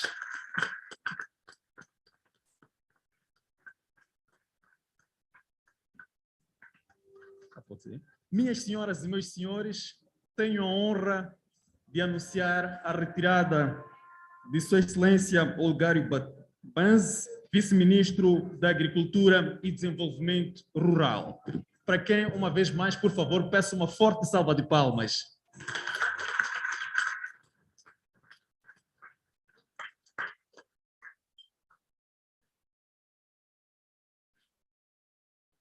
Podemos tomar os lugares, por favor.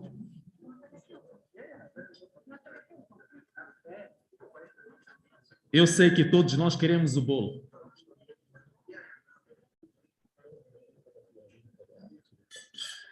Então, eu sei que todos nós queremos a fatia do bolo, mas antes, por favor, vamos à foto família. Vai ser mesmo aqui na entrada, por forma que possamos registrar este momento e que vai ficar para a posteridade. Depois da foto família, vamos tomar o nosso lanche. A todos, antecipadamente, muito bom apetite. Obrigado.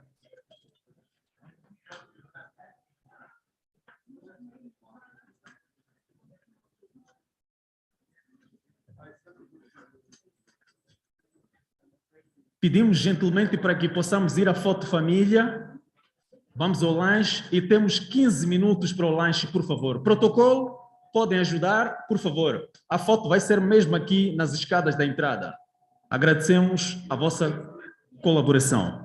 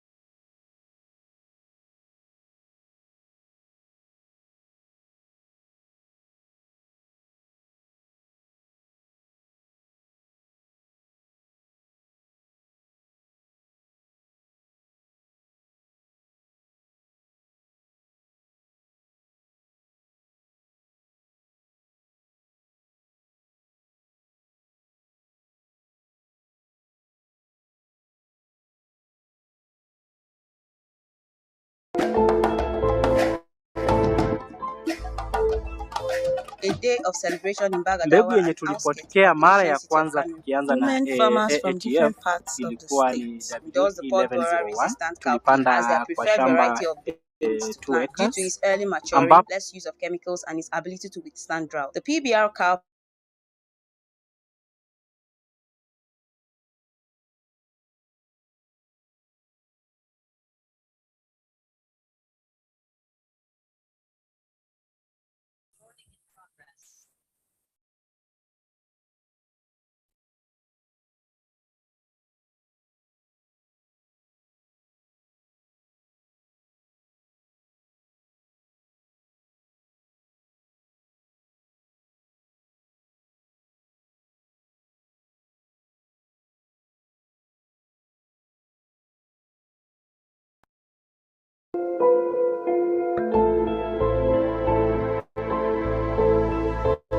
a day of celebration in Bagadawa and outskirts of the ancient city of Kano. Women farmers from different parts of the state endorse the pod borer resistant cowpea as their preferred variety of beans to plant due to its early maturing, less use of chemicals, and its ability to withstand drought. The PBR cowpea variety, which is Nigeria's first genetically modified food crop, was approved for commercial release in December 2019 by the National Committee for the Naming, Registration, and Release of Crop Varieties. Sampi 20T is high-yielding, early maturing, and resistant to striga and electra, which are major constraints to cowpea production in most producing areas in Nigeria and other dry savanna regions of Africa. The PBR cowpea, also called Sampi 20T, is highly resistant to Maruca vitrata, an insect pest that causes up to 90% yield loss in severe infestation cases. It is early maturing with semi-erect growth habits, insensitive to day length, and has medium-large white seeds. It is also resistant to striga and electra, two notorious parasitic weeds. This now gives farmers access to the seed that will help them significantly reduce the number of sprays they currently apply to their crop from 6 to 7 times to an average of 2 times per cropping season. It will also ensure the farmer's yield per hectare is improved upon in quantity and quality. It will contribute to addressing the national cowpea demand deficit of about 500,000 tons and also improve the national productivity average yield per hectare of 350 kilograms by about 20%. The breeds are new.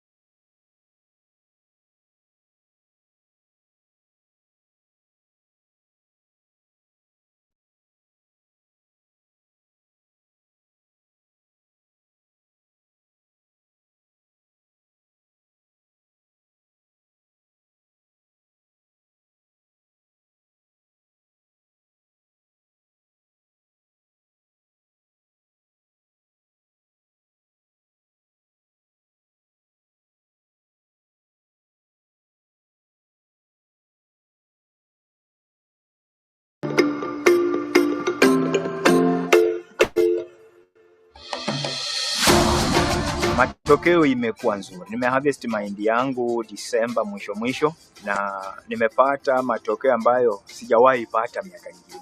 Kwa kuota nilipata magunia 11.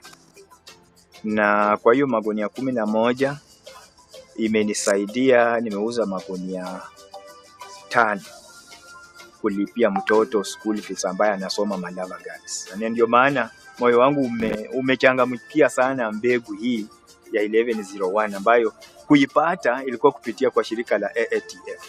So nilikuwa nasumbuka na mbegu zingine nikipitia shida zenye nimepitia. But tangu nigundue hii mbegu tangu 2014 nikagundua hii mbegu, nimeona tofauti. Watoto wangu nimesomesha hapa nikiwa mtu tu wa vijijini hivi, nimesomesha watoto mpaka secondary. Mmoja ako college anamaliza this year. Niliuza mahindi na nikapata huyu ng'ombe yuko pale atazaa anytime. Kuanzia leo mpaka Tuesday, Wednesday huyu ng'ombe atakuwa amenipatia ndama. Na shughuli ambayo imenisaidia hayo yote ni mahindi tu. Kwa hivyo najivunia. Kitu kingine ambacho kimekuwa kizuri na AATF ni trainings. Wanafikia wakulima kwa vikundi na kuwasaidia kupata ufahamu. Na huo ufahamu mimi binafsi kama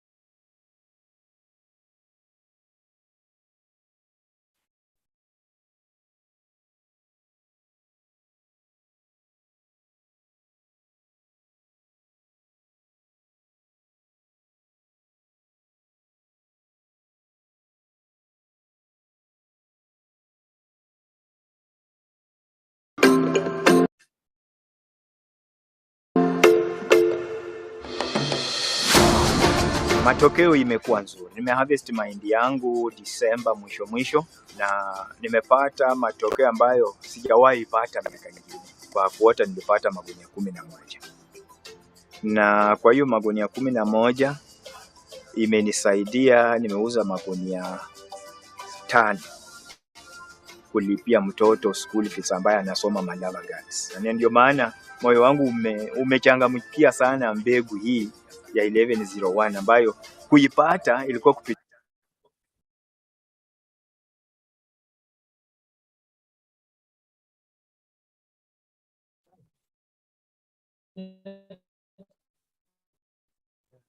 Yeah, I've finished. I'm just sending you. Okay, good.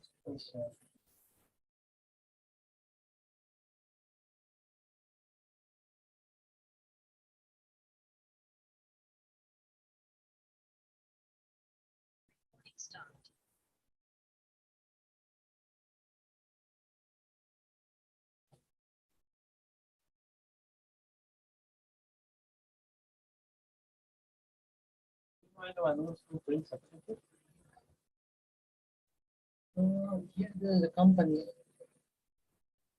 called Demographic, but I'll have to find out their number.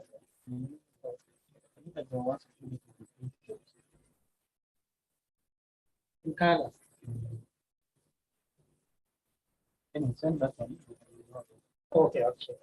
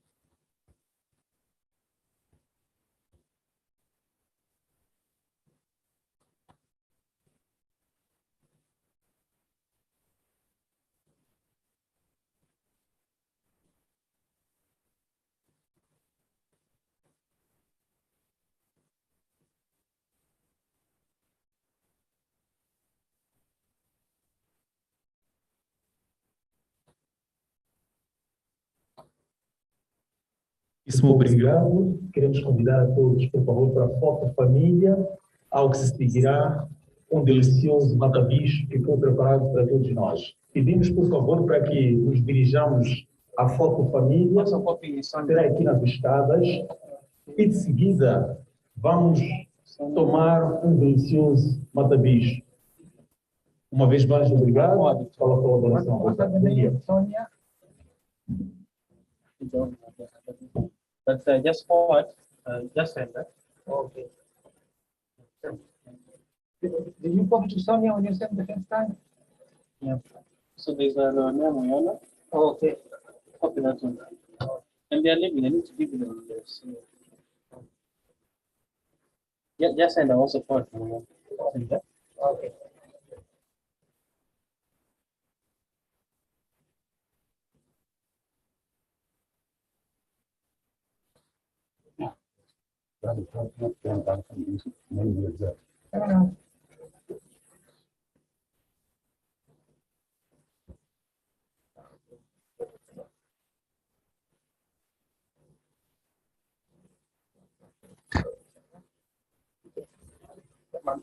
Atenção, por favor.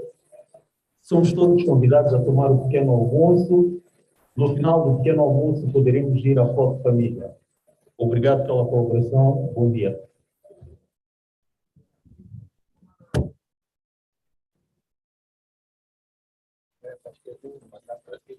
Sasa vile nilikia kwa Reverend, wakanifundisha vya kulima, wakanifundisha vile naweza panda. wakanifundisha vile naweza chakua mbegu iliyo bora na shamba langu, wakanichagulia.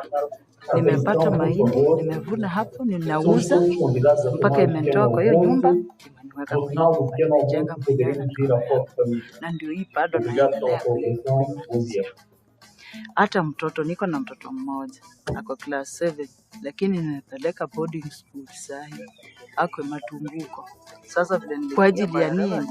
Wakanishirikisha vya kulima, wakanifundisha vile napanda, wakanifundisha vile naweza chakua mbegu iliyo bora. Kama ingelikuwa upendo wa Mungu aongeze tu nimepata mahindi, yani liwe tu shirika la mpaka imetoa kwa hiyo, sababu vile nilitoka hapo nikanunua kuku, najua nitanunua pia gari, na ndio hii bado pitia wapi kwa ndani.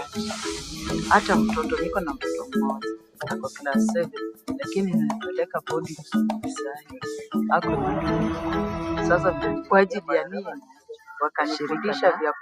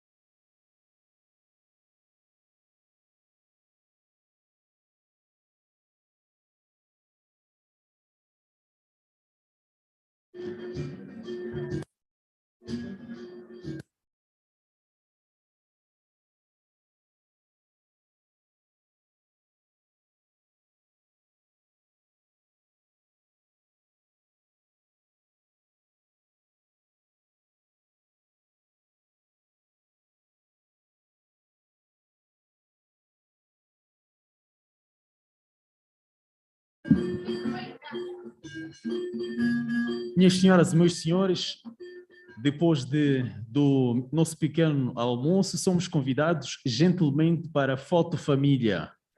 Todos, sem exceção, somos convidados para a foto família.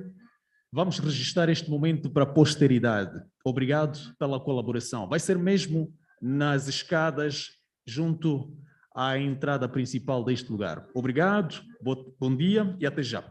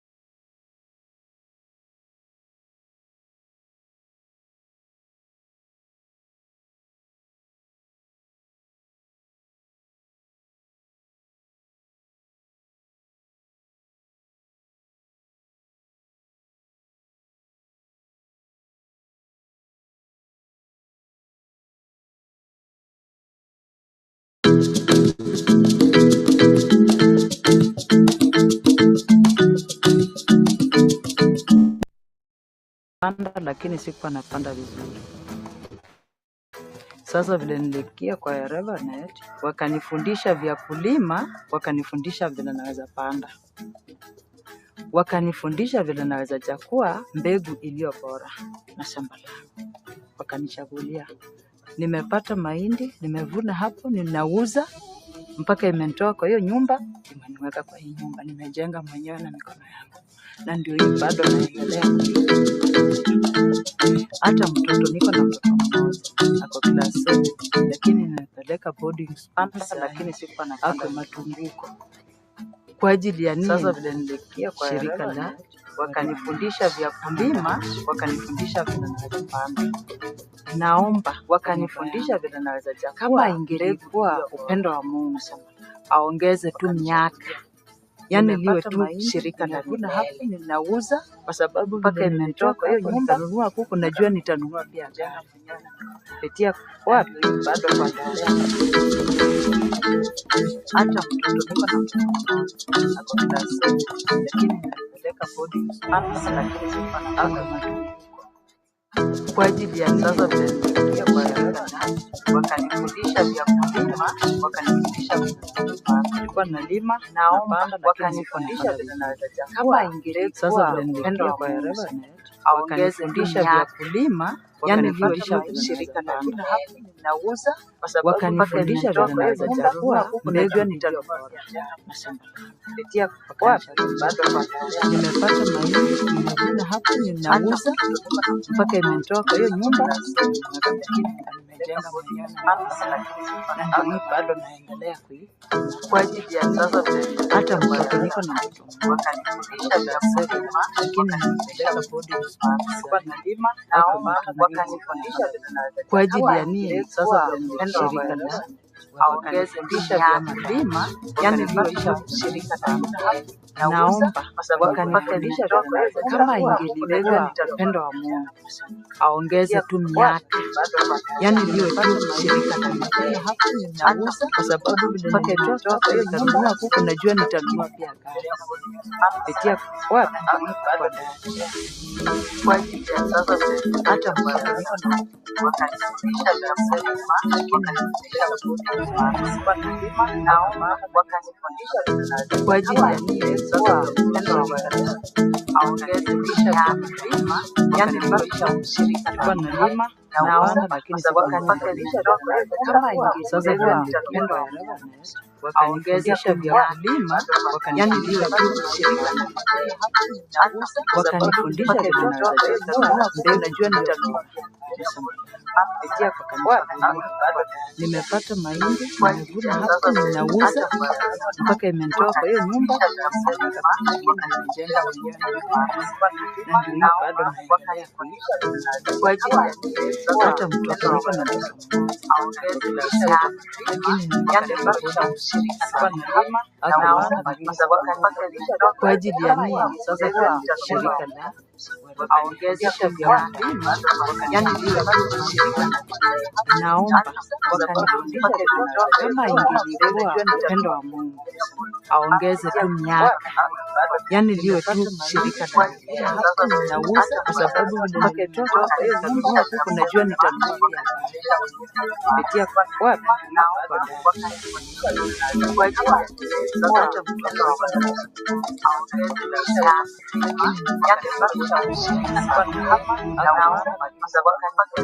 kwa ajili ya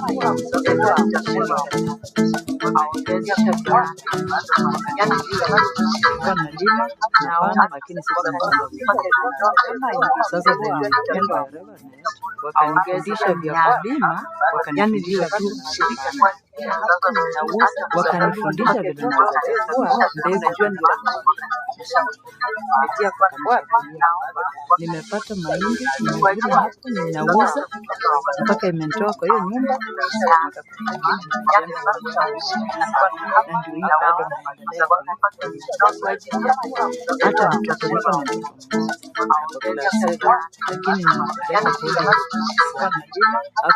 lakini kwa ajili ya nini sasa shirika la aongezesha vya mlima yani vile shirika naomba wakanifundisha kama ingilikuwa upendo wa Mungu aongeze tu miaka yani liwe tu shirika la nauza kwa sababu mpaka imetoka nitanunua huku najua nitanunua pia kupitia wapi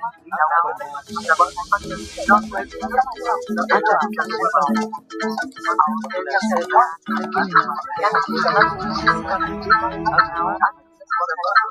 kwa ajili ya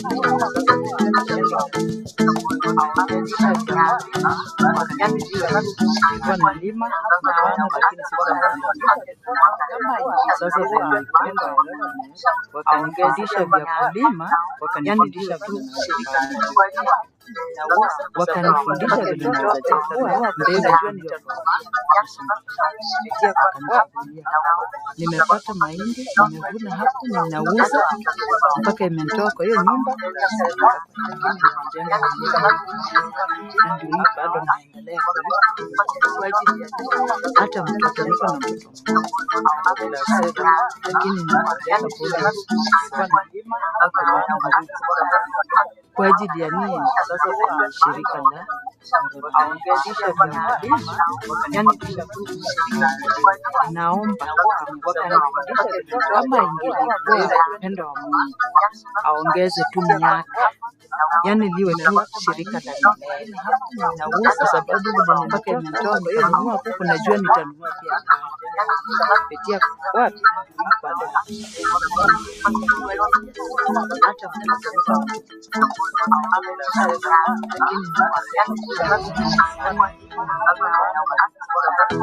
kwa ajili ya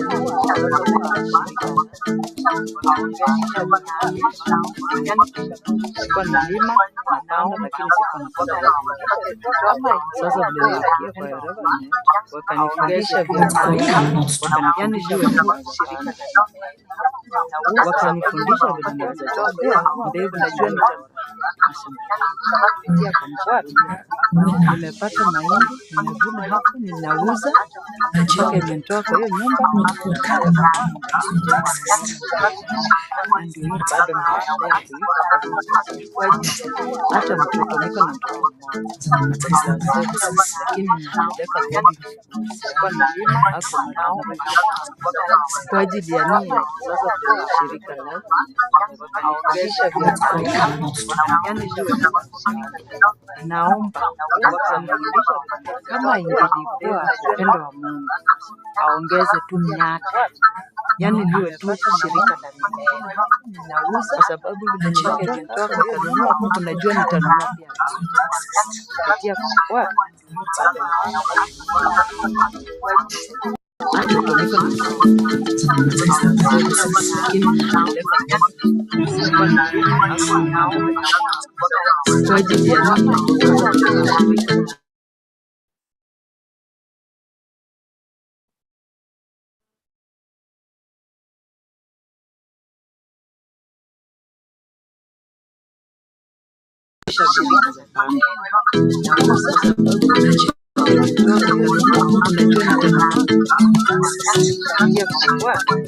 kwa nalima napanda, lakini sikuwa napanda. Sasa wakanifundisha vya kulima, wakanifundisha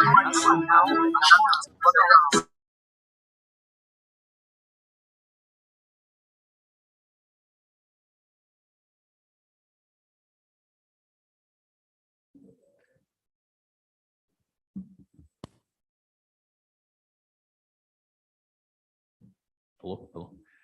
Minhas senhoras e meus senhores, uma vez mais, muitíssimo bem-vindos à segunda parte da nossa cerimônia. Há momentos testemunhamos o lançamento do Fórum Aberto sobre Biotecnologia Agrária OFAB Moçambique.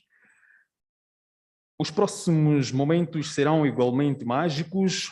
Dentro de instantes iremos testemunhar a cerimônia de premiação dos mídia africanos e mais adiante teremos mais uma surpresa e nessa altura iremos comunicar. Não preciso ser especialista em nenhuma ciência para concluir que o pequeno almoço foi agradável. Basta olhar para os vossos semblantes e fazer uma análise comparativa com a imagem que apresentavam antes e a imagem que apresentam agora. E para permitirmos que tenhamos uma digestão tranquila, minhas senhoras e meus senhores, vamos ser acompanhados pelo Grupo Cultural Idalma.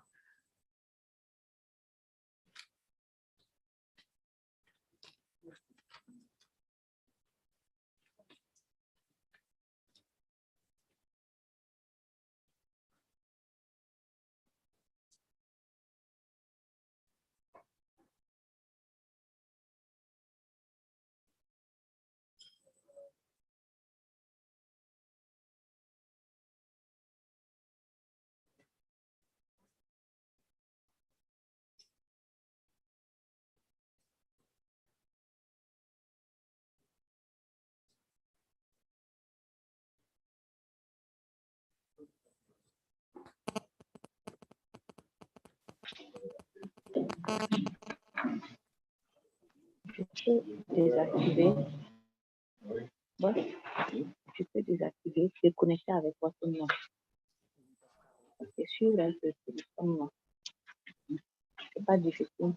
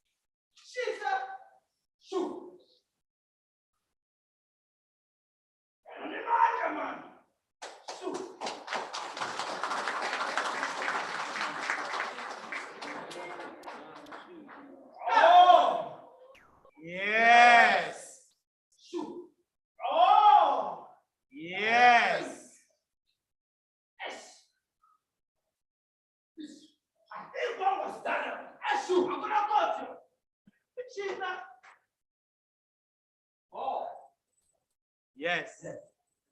Umuhle Joe.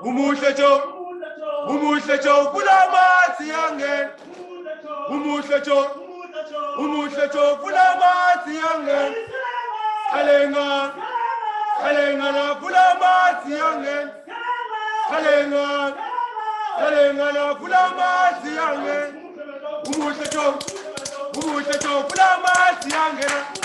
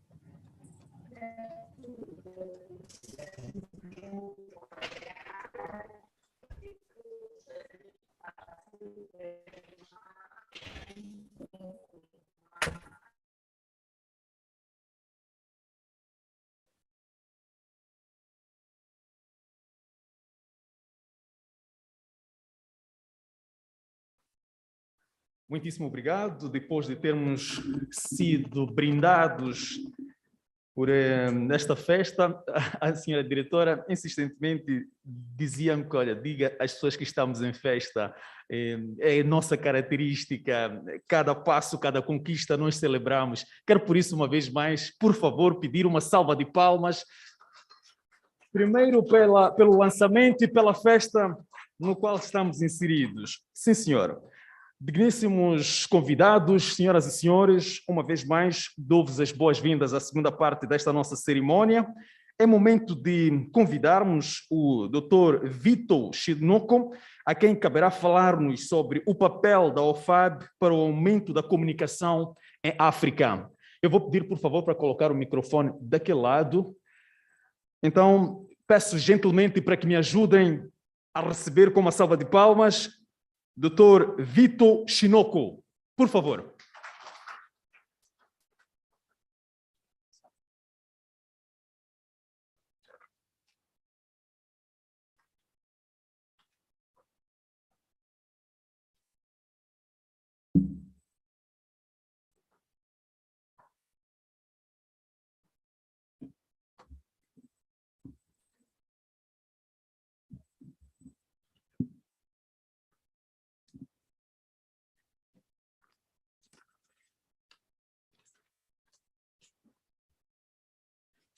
So,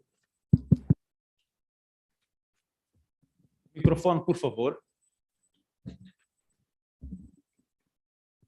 Yep. Just a minute, please. Okay, it's okay now. thank you. Thank you. Allow me to once again recognize our leadership in here. In absentia, allow me to recognize the Deputy Minister of Agriculture and Rural Development, Honorable Oregorio Banze, who was with us in the morning and he's had to leave for other duties. Allow me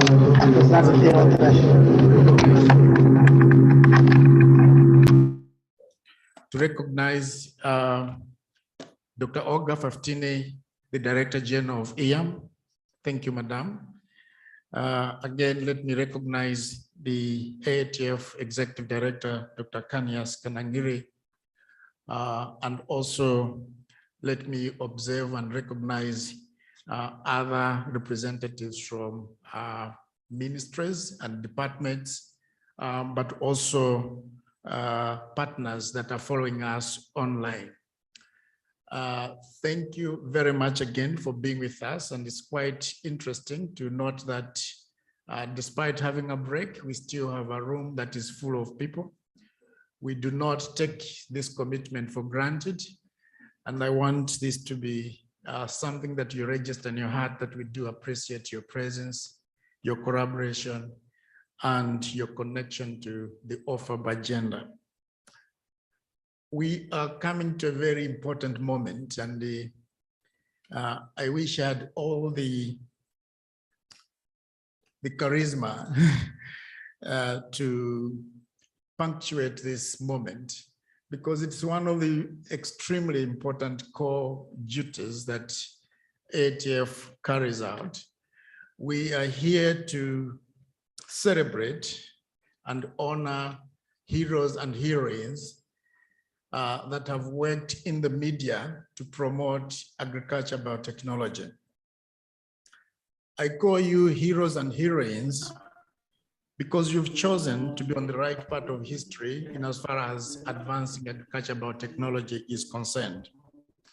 We've heard times without number the role that agriculture biotechnology can play in transforming rural development, but we have not seen so much traction from the media to promote agriculture biotechnology.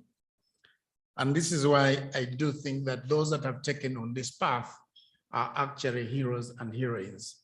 And this is the moment that we dedicate as AATF to be able to recognize your critical role and appreciate you for taking that path, which not many people have taken. We recognize that it is a very long and tedious journey to give hope to smallholder farmers, especially if we want to do so through technology. And we've noted that the role of the media cannot be underestimated.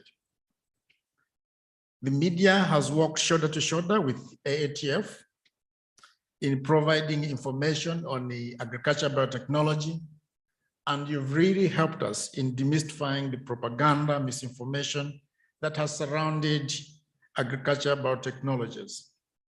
The media have actually helped us to be able to answer some of the anti-GMO sentiments that we always encounter with. So we're here indeed to celebrate winners that have been participated in this competition that we run every year. And let me say that now that OFAB Mozambique is part of the OFAB family, the journalists in Mozambique will actually be eligible to compete this year. And out of this competition, we dare to say we get winners. But like I'm saying, I think anyone that writes something in support of agriculture biotechnology is actually a winner. I think in the words of Martin Luther Jr., there comes a time when silence is betrayal. And I do think that those of you that have taken on that journey to write about agriculture biotechnology, whether you submitted your article or not, Whether you're going to win or not, consider yourself a hero and a heroine, because you are writing your name in the annals of history and will remember you. Allow me therefore to really thank all journalists in that sense for the role that you continue to play in disseminating information on agriculture biotechnology, and indeed our continued cooperation with you, because we do recognize we cannot walk this journey alone. It is a collaborative journey, and the role of the media is very important. We notice that there's actually a lot of ups and downs as you take on this role. But our commitment on promoting agriculture of biotechnology through media is also punctuated and tested by the avalanche of the anti-GMO and GMO activists. These activists are using propaganda, they're using lies, they're using fear-mongering. And sometimes from the quarters where we sit and in the meetings that we sit, you can actually hear people saying, why can't we emulate the way they're doing things to apply the same thing in our work? AATF, OFAB, and all our partners have actually resisted that temptation. We'll continue using science, we'll continue to be professional, will not use their fear-mongering tactics, will continue to engage. And therefore, structured engagement around agriculture biotechnology, taking journalists to where science is happening, is something that we'll continue to do, because it's only through that we can change the narrative around agriculture biotechnologies. So with those few remarks, ladies and gentlemen, we are here to celebrate the winners of the 2021 OFAB Annual Media Awards. And we think that we can actually start on a good note if we get the blessings and the encouragement from our leadership. Allow me at this point, therefore, colleagues, ladies and gentlemen, to invite Dr. Kanyas Kanangiri, the Executive Director of African Agricultural Technology Foundation, to give us his remarks. Thank you.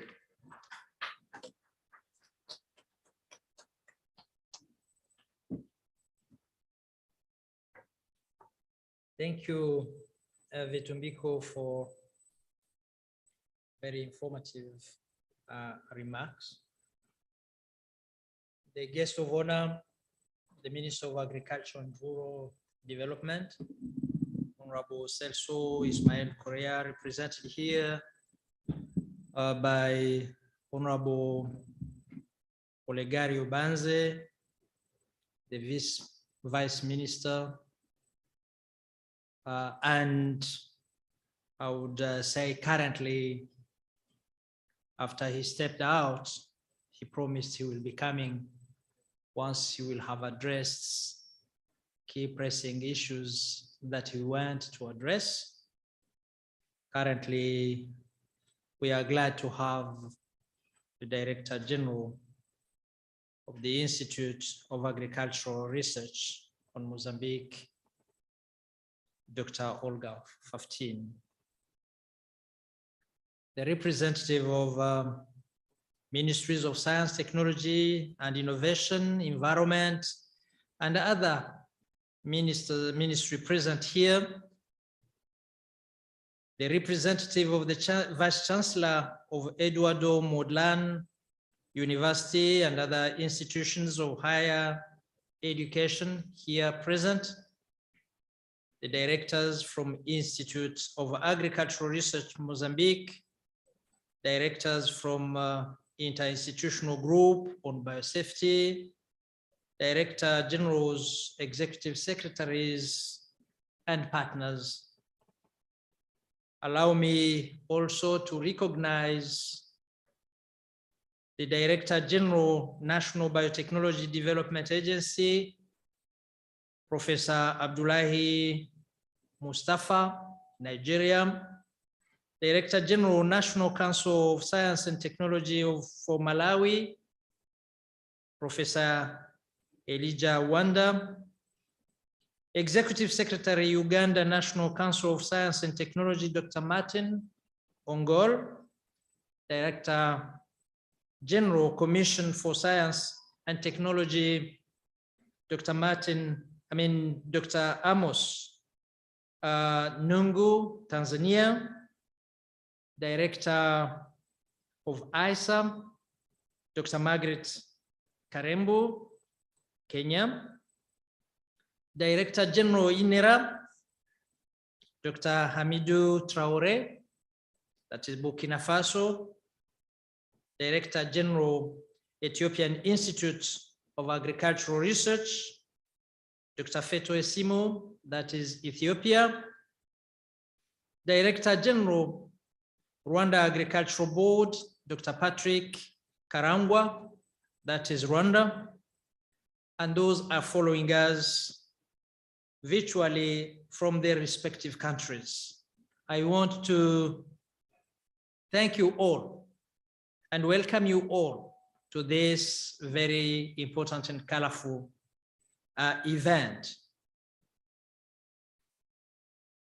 Ladies and gentlemen, it gives me great pleasure to make these remarks on the 2021 OFAB Media Award here in Mozambique, here in Maputo, today on 23rd of March, 2022. The event was planned to take place in December last year, and some of the colleagues actually came here, but you know at that time we had to postpone the media award to a later date because of the emergence of the COVID-19 variant Omicron, which I don't know from where, came in and disturbed all the plans. I'm glad that today we can gather to celebrate the achievement of our brothers and sisters, and that the world joint effort has made it possible to reduce the pressure which was imposed by the pandemic, and that currently we are like seeing the light at the end of the tunnel. We need, however, to continue that fight against the virus so that in coming months, we can be able to interact again freely without that fear and those restrictions imposed by the pandemic. We are gathered here to celebrate the role that the media plays in reporting science, and in particular, agricultural biotechnology. AATF decided to institute OFAB Media Awards after noticing a glaring gap in the evidence-based reporting on agricultural biotechnology. As per OFAB experience in engaging journalists, initially reporting agriculture biotechnology was very difficult, as most of journalists were not exposed to training on the subject. They were lacking access to news sources, resulting therefore into some biases. Misrepresentation on fact and presentation of unverified information as fact was then the very usual situation. We are glad that through OFAB platform, we have seen more informed media report accurately on issues of agricultural biotechnology. I can say, journalists, you managed to break the walls which normally surround the ivory towers in which science and technologies are developed. And you managed to bridge the gap which is normally between those producing technologies and those who are supposed to be using it. Those are the farmers, those are policymakers, those are practitioners at different levels. And that is very commendable. Since the OFAB support was initiated, journalists have been instrumental in disseminating information on agricultural biotechnology from their interaction with experts conducting research in various institutions. Through their stories, they have steadily increased awareness and recorded various attributes of the technology and its contribution to the transformation of our agricultural sector in the continent. And as I said earlier, we need to continue that.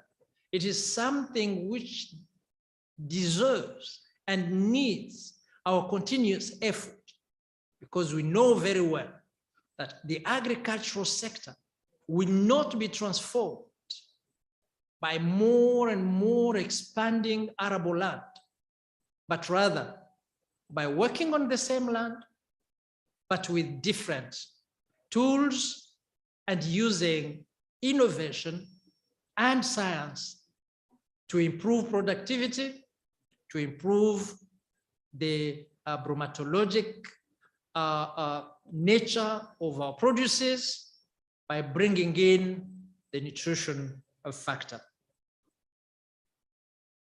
Colleagues, as you know, this is the 5th OFAB Media Award at the African level. AATF acknowledges tremendous leaps and bounds in improving science reporting since the inaugural award in 2016. We have noticed the reduced adverse tonality on agricultural biotechnology and an increase of people that understand the science behind agricultural biotechnology. We have further noted that the open forum on agricultural biotechnology at the national and Africa levels continue to be a source of information on agricultural biotechnology. For example, 49% of the content reported on agricultural biotechnology in the local media channels came from OFAB sources. That is very commendable. And it will increase, I'm sure, with more dedication that we expect from you. It is for this reason that AATF continues to invest in media empowerment, as it plays an important role in addressing the gap in the enabling environment for the advancement of agricultural biotechnology. Journalists have a role to demystify and simplify the knowledge that is coming from researchers so that the common man and woman in the streets is able to understand the science behind agricultural biotechnology and be able to adopt and use it for his or her benefit. Journalists' crucial roles include highlighting various interventions that help farmers address adverse agricultural production challenges, such as the impact of climate change, the pests and diseases that stifle production. That is a great role. You contribute a lot to ensuring that production and productivity are increased with demystifying and bringing that complex knowledge to the common human being who is very much versed into the agricultural sector. To ensure its commitment to improving science reporting on agricultural biotechnology, AATF, through OFAB, has two flagship media award initiatives. The first is the Media Awards, which is first contested at national level. In around August, every year journalists submit stories, ideas focusing on agricultural biotechnology in three categories. Those are radio, television, and print online categories through OFAB chapters. The winners at national level then compete at continental level at the event like this one. The second initiative is the OFAB Journalism Grant. The Journalism Grants targets the Media Award winners. For instance, in 2021, AITF has awarded $33,000 to various journalists across the African continent whose projects were selected from various proposals fronted by the previous OFAB Media Award winners. I wish to invite journalists from all OFAB chapters, including the newborn Mozambican chapter, to actively participate in these two media initiatives. These initiatives are specifically designed to support you. So please take advantage of them, use them, and keep on contributing to breaking those walls and building bridges between those innovations and technologies which can give us a chance to accelerate our pace towards food security and improving the livelihoods of our farmers in general and our smallholder farmers in particular. As we crown winners today, allow me to mention three things. Firstly, may your win today inspire you to greater heights by strengthening your desire to keep reporting on agricultural biotechnology, to keep bringing to stakeholders stories from an evidence-based perspective. Your win today should mark the start of a long journey toward improving and developing science reporting in Africa. Secondly, I want to ask you. Please, can I, George, your phone? My phone is full. To invite more journalists to participate in the next year's award. It is part of the mystification that we talked about. Invite them to come. Invite them to participate. Invite them to this very important platform. Thirdly, all nominees for this year's OFAB Media Award should consider themselves winners in their respective categories. Indeed, although there will be overall and segment winners, you are all winners, and I want to congratulate you all. They are deserved congratulations because you participated to this very important activity. And your participation alone has certainly yielded some impact in terms of bringing these very important messages to the stakeholders.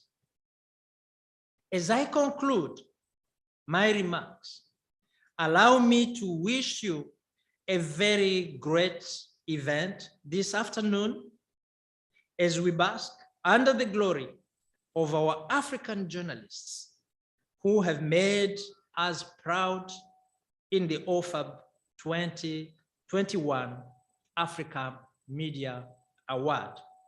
Thank you very much. Obrigado. Muitíssimo obrigado, Dr. Canícius Canangira. Ele é o diretor executivo da Fundação Africana de Tecnologia Agrícola. A primeira intervenção foi do Dr. Vitor Chinoco, o qual teve a responsabilidade de falar-nos sobre o papel da OFAB para o aumento da comunicação em África.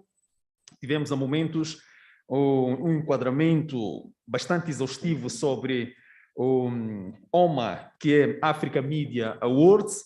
Dentro de instantes teremos a oportunidade de ter na primeira pessoa o sentimento de quem esteve a fazer uma observação crítica dos diferentes trabalhos que foram apresentados pelos companheiros da comunicação social. É chegado o momento de termos mais uma pausa, e a pausa ser-nos já acompanhada pelo grupo Idalma.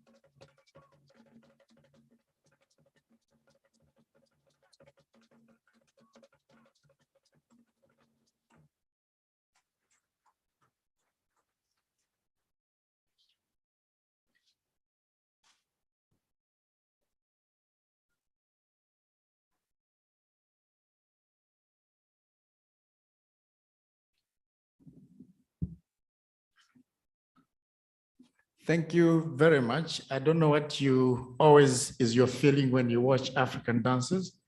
I think one of the feeling I have is that we are one, because I think you get the same dances in Mozambique, you get it in South Africa, you get it in Malawi, and I could see a lot of similarity with the dances in Rwanda.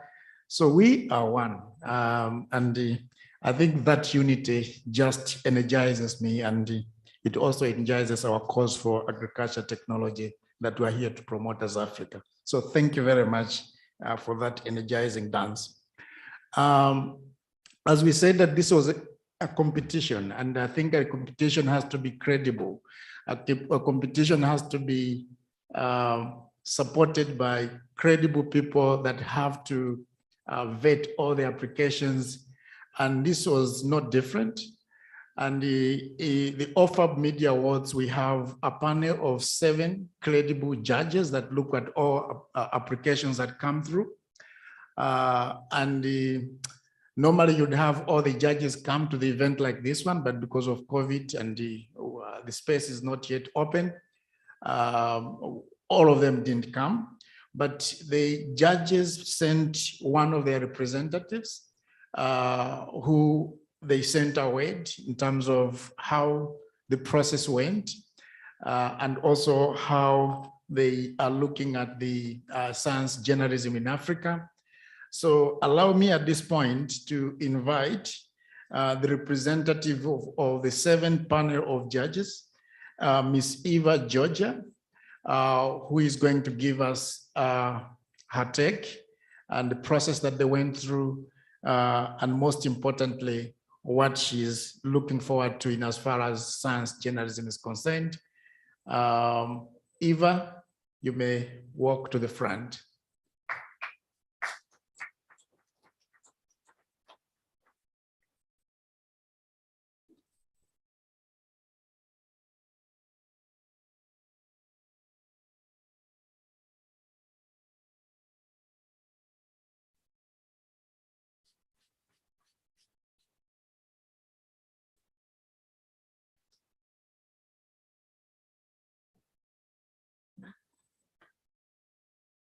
Good afternoon. Vito, I have to agree with you. When I see the dancers and I listen to music, it really just brings that sense of oneness and unitedness, but also brings up, a feeling of happiness and pride and joy. And I think that's really, at the end of the day, what Africa is about. So, good afternoon, ladies and gentlemen.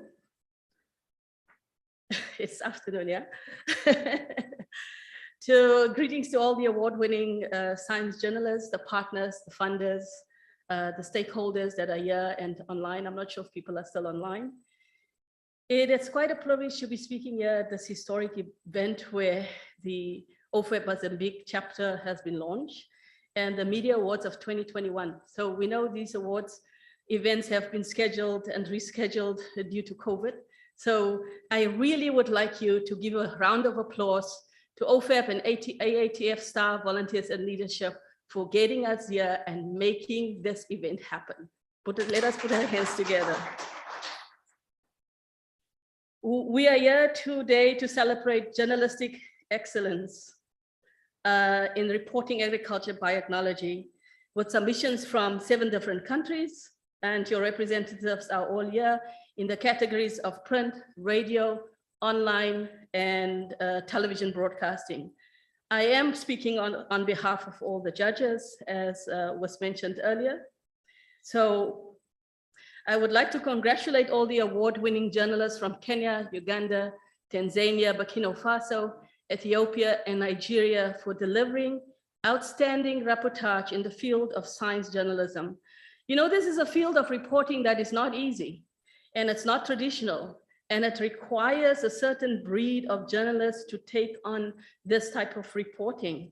So really, they do extraordinary work because at the heart of science journalism lies the need to systematically unearth information and having the knowledge and skills to interpret scientific data in a way that the ordinary farmer, the ordinary person can understand what is the impact of agriculture, biotechnology on their lives. What does it mean for me? So to be able to break that down in a simplified language in a way that people can relate it to their lives is really critical in this type of reporting. And it makes them very, very unique, such as this competition, because as you know, the winners from each country represented here have already won in their country, which is extraordinary because all of them are already award winners. So this event, I believe, is the cherry on the cake.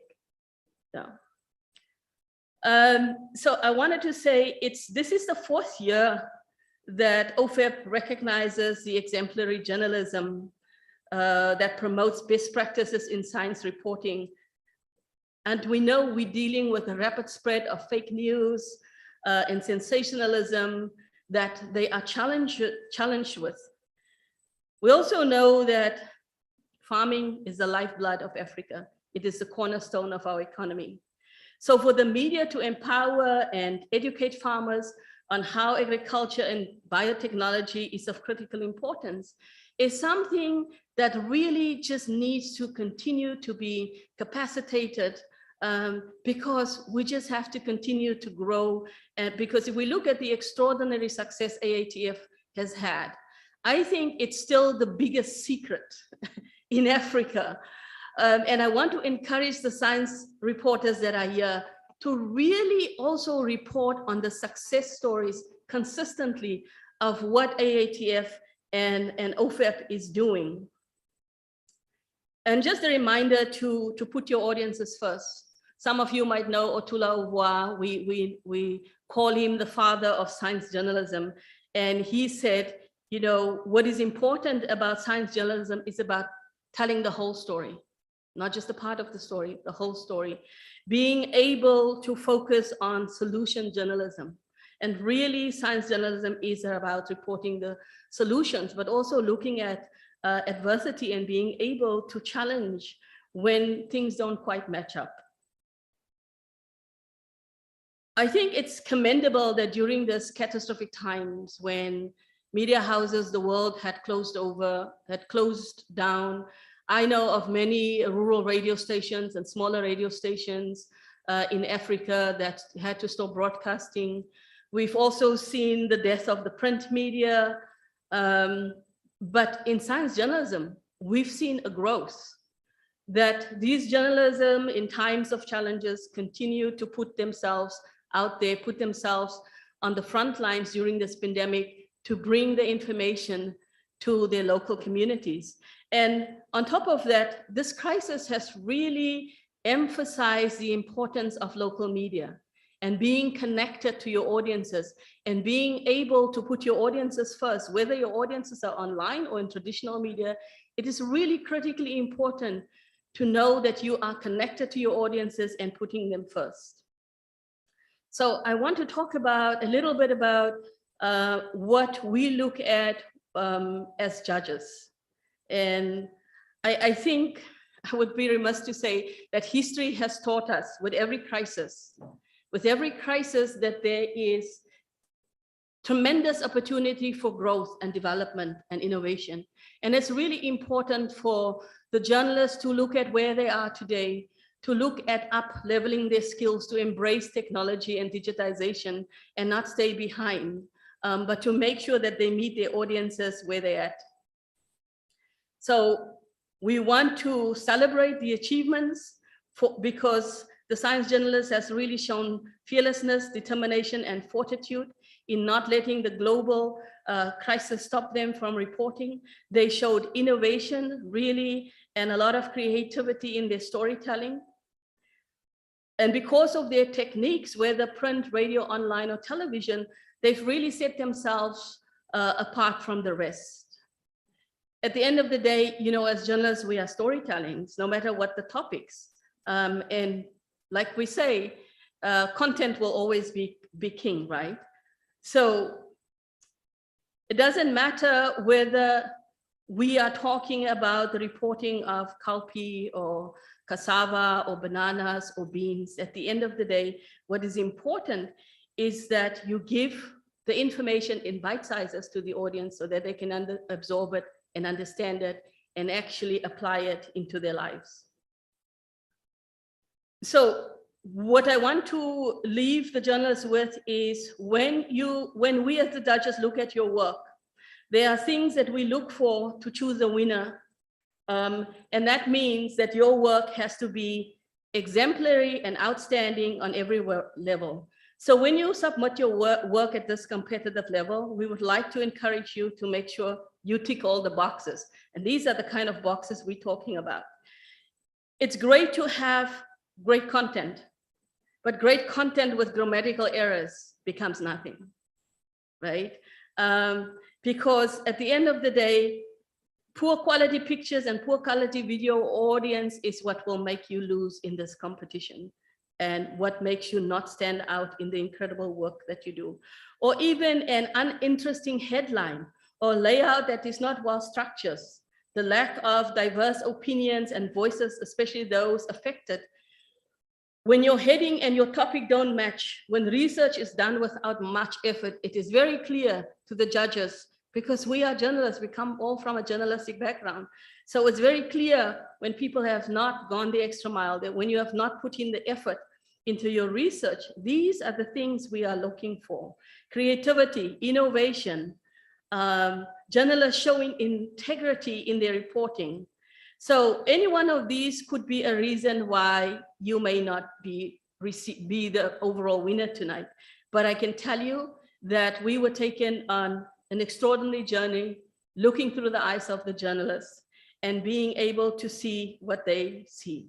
So I would like to encourage you to, at the same time, embrace digital technology and also to become multimedia practitioners, because the days of just being a radio presenter or a TV producer or even a print journalist has gone. It really lies in becoming a multimedia practitioner and being able to educate yourself in that matter and to upskill. It also gives you the opportunity. We know that still today, there are huge challenges for the science journalists to convince editors to actually publish their stories. And it requires a lot of effort for them to be able to educate editors why those stories should be published, no matter what format. When you multi-skill, you provide yourself with the opportunity to publish your stories on different platforms and not be bound by one editor. And no offense if there's any editors in the room, but this is still a big struggle for science journalists to get their stories approved by editors. And that's an area, I think, of capacity building that we would like to see worked on through AATF, its partners, and also as well as the funders.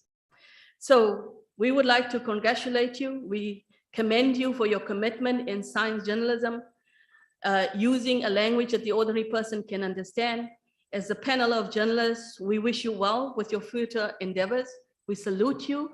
You really gave us an opportunity to go on a journey with you, to look through your eyes, to listen to how you painted your words through pictures. When we look at the submissions, we've really seen a level of artistry that is growing from year to year with the science journalists.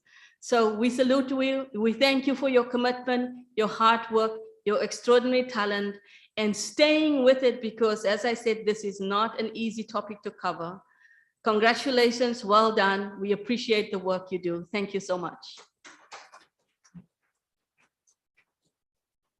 Eva, before you leave, you said something which I thought maybe you might want to expound in 30 seconds. Sure. You said, write about the whole story, not part of it. How do you make it? How can you break that down? Well, when you structure your story, who are your sources? Who are the people that's all affected by the story? Many times we see people just go to the stakeholders, the policymakers, but the voices of the communities are missing, or there's not enough diverse voices. You may get somebody with a controversial opinion or are against an issue, but we don't get an opposing voice.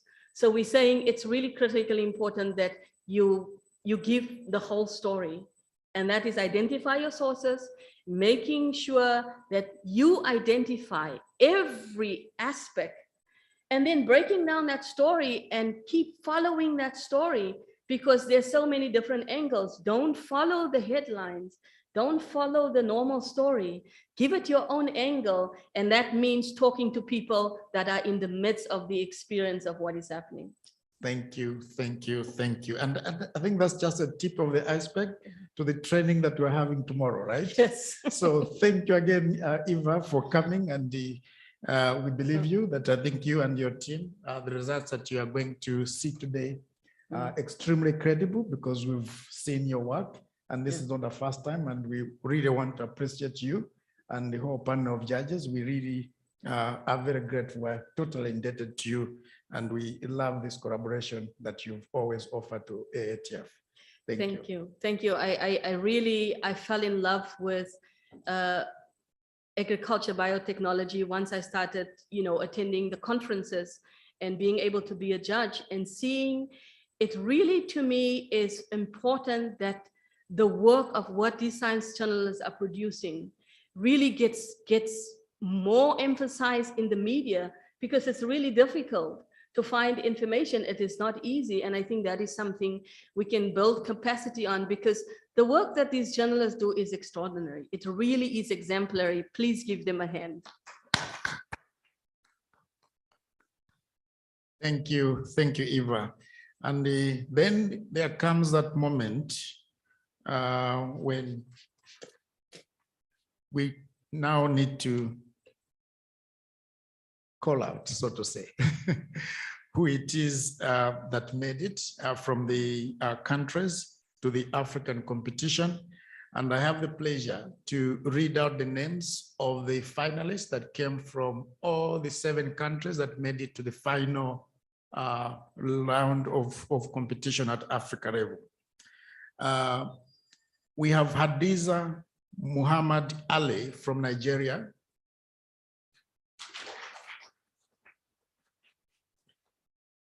Alemsgede Abede from Ethiopia, he's following online. We have Faith Kutere from Kenya, she's also following online.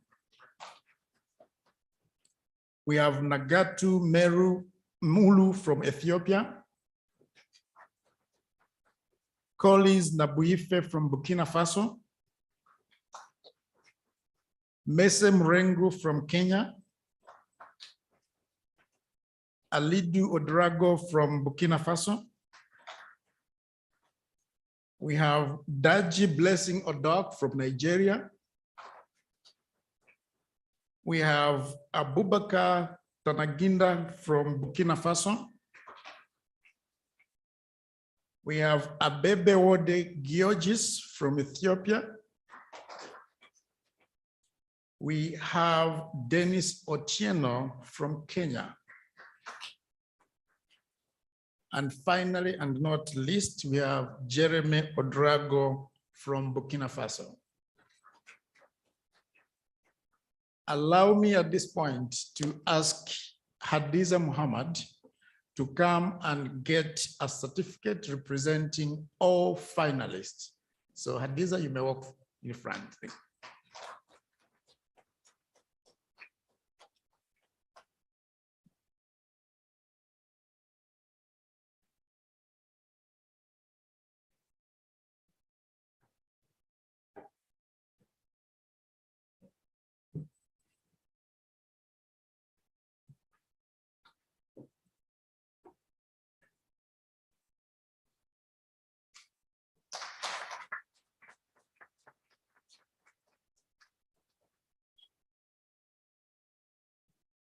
Antes de se retirarem, por favor, podem permanecer. Yeah, please, antes de se retirarem, eu quero queremos dar-vos uma saudação carinhosa. Eu quero pedir para que possamos dar uma saudação carinhosa para eles. Vocês sigam o que eu vou fazer, tá bem? É assim.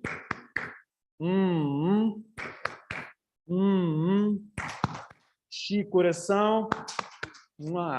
Podemos fazer isso?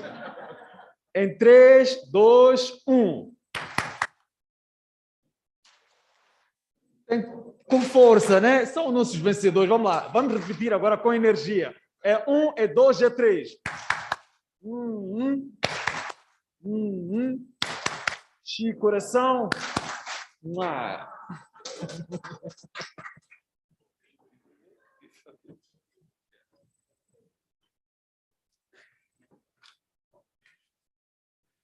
Thank you so much. There's a lot to learn in this world.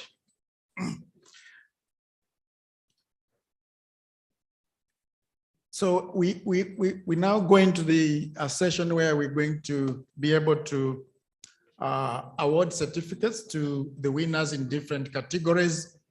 And as you rightly heard, we do have 3 categories. We have the radio category, where we have the runner-up and the winner. And then we also have the print category, where we also have the runners-up and the winner. And then the last category is the TV category, where we also have the runners-up and the winner. Allow me, ladies and gentlemen, at this point, to call upon Madam Celestina to unveil to us the name of the runners-up in the radio category.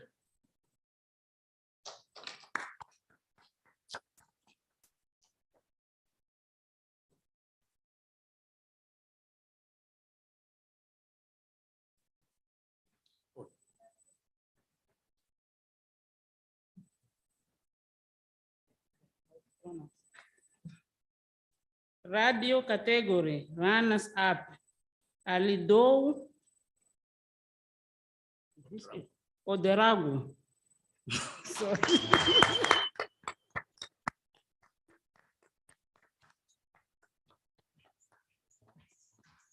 Oh. As palmas, as palmas, as palmas.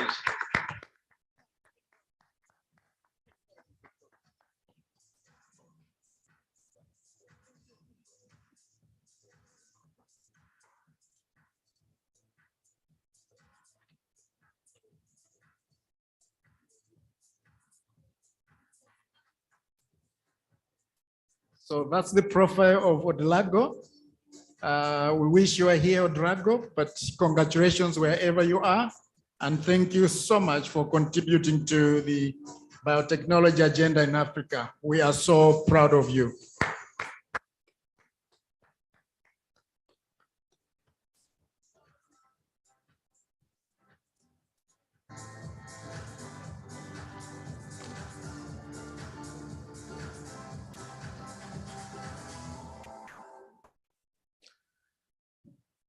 Now we want to hear the name of the winner in the radio category.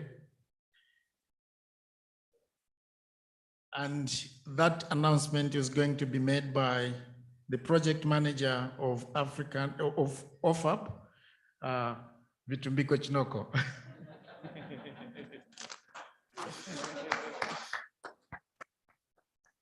So the winner in the radio category is Mr. Daji Blessing Odok from Nigeria.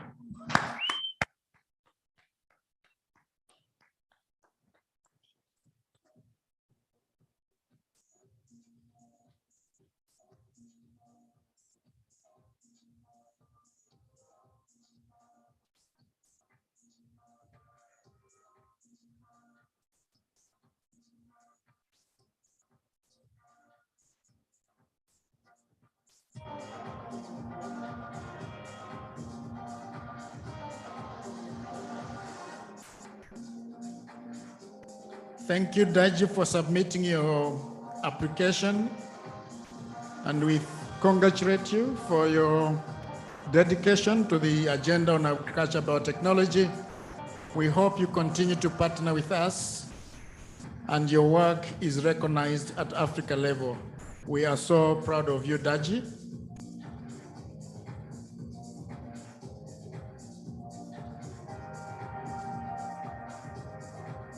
Thank you, thank you, thank you, thank you. We're proceeding with the program. We have 2 more categories to go. we go into the print and online category to announce the runners-up on the print and online category. Allow me to invite Dr. Rionel Moyana, who is the OFAB coordinator from OFAB Mozambique, to announce the name of the winner runners-up on radio or on print and online category.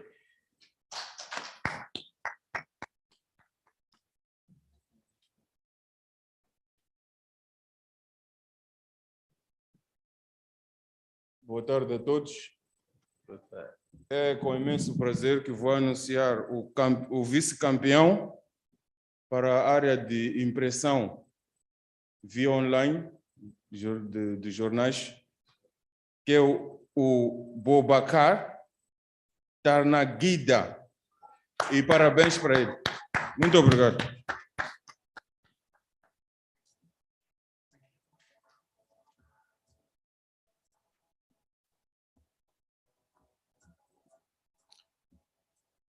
Thank you, Boubacar. What a great work you've done.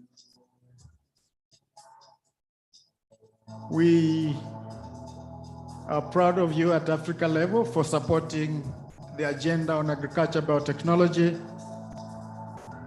We are looking forward to further engagement with you to keep supporting agriculture biotechnology and improving the lives of small-scale farmers on the ground, but also in transforming the whole rural development agenda of Africa. This is what the Agenda 2063 is all about: supporting farmers, but more importantly, ensuring that we transform them to profitable livelihoods. So we celebrate you, Abubakar, and we are looking forward to further engagement.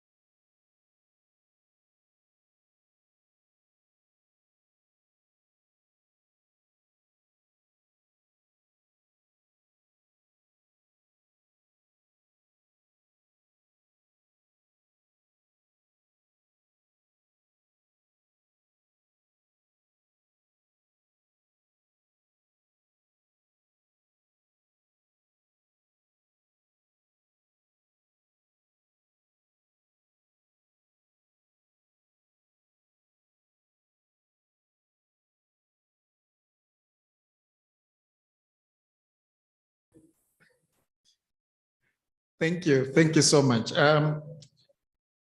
Now we need to move to the winner in this category of TV.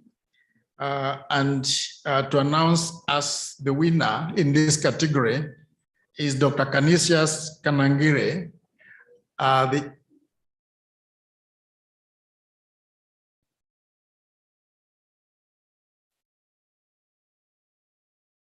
Okay, so I hear that now we have the code for Abebe and also for Dennis Otieno. So for a moment, let's play that, and then the ED is going to come forward.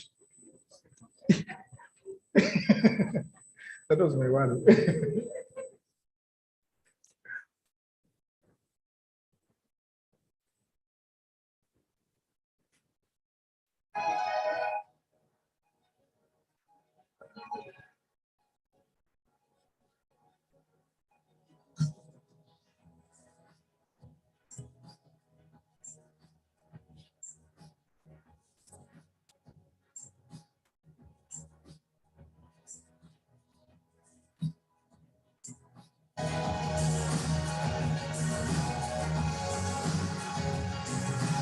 Thank you, Abebe. Thank you.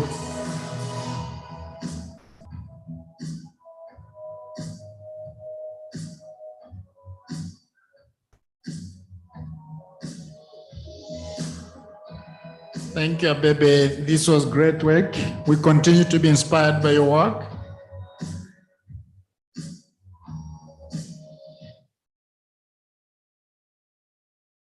You have one for Dennis? Good.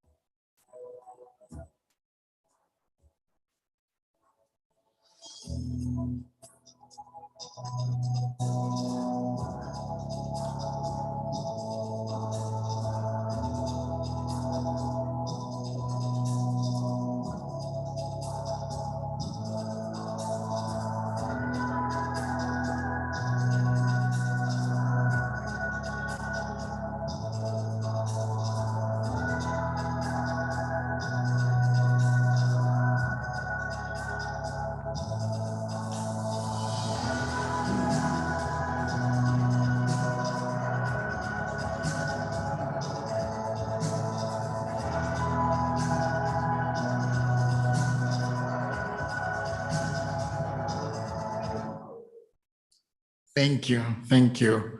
At this point, allow me to invite Dr. Kanangire to announce the winner in the TV category. Welcome, sir.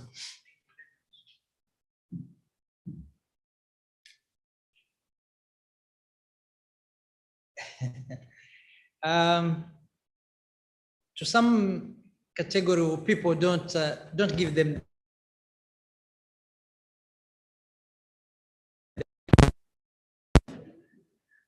I suffered during the two occurrences because I had to obey to those who wrote the speeches. Now I'm giving the mic without a pen. Now, what I want to say is this is a very important category, TV. And we know many people really watch the TV during their free time.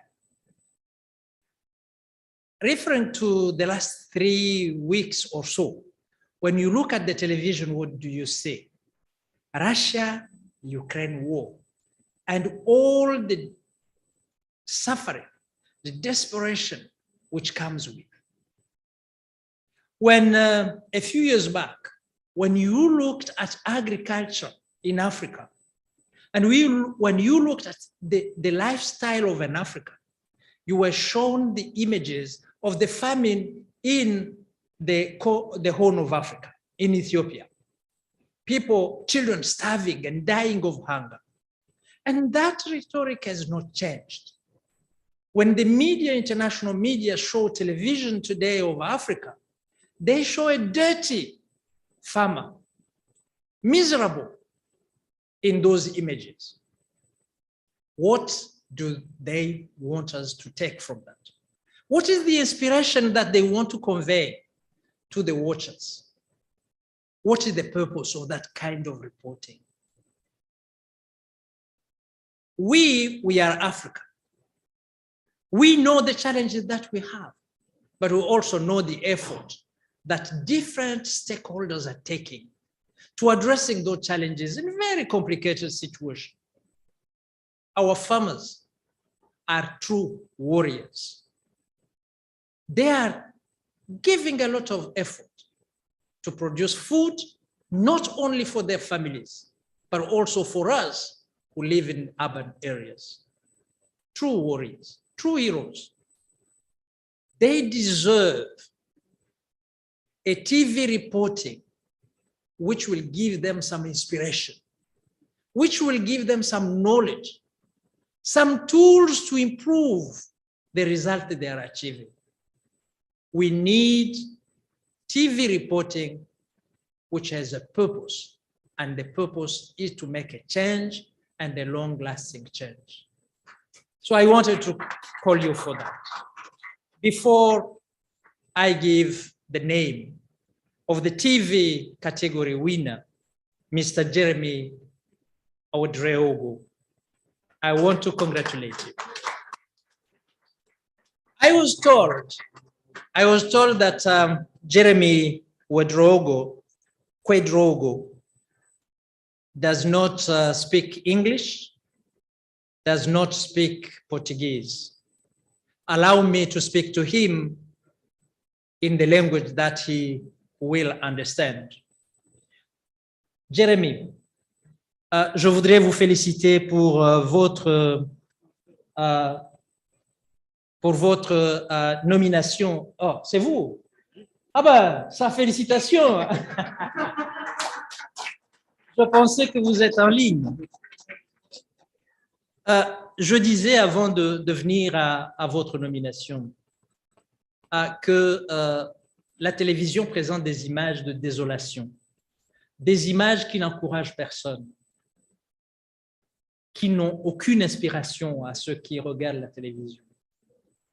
Et je pense que pour le continent africain, pour nos agriculteurs en particulier, nous avons besoin d'un message qui inspire, qui éduque, qui améliore les conditions de vie et de travail de nos frères et sœurs qui œuvrent dans ce domaine, qui travaillent très dur pour nous nourrir, pas seulement pour nourrir leur famille. Et je pense que vous avez fait un bon choix. Nous avons besoin d'un reportage qui a un objectif salutaire, un objectif qui change la vie, qui change l'économie, qui transforme notre quotidien. Des images de désolation que nous avons eu l'habitude de voir, des agriculteurs sales et désespérés, ou alors des images des enfants qui meurent de faim, comme celles que nous avons vues lorsqu'on faisait des reportages sur l'Éthiopie il y a quelques années.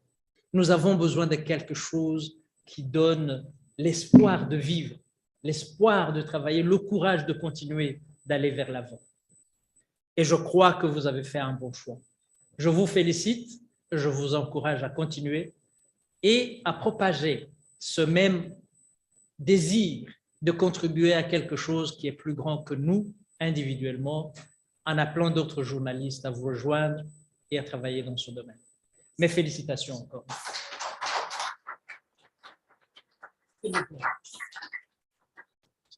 Então vamos fazer um A para ele. Chico, coração. A.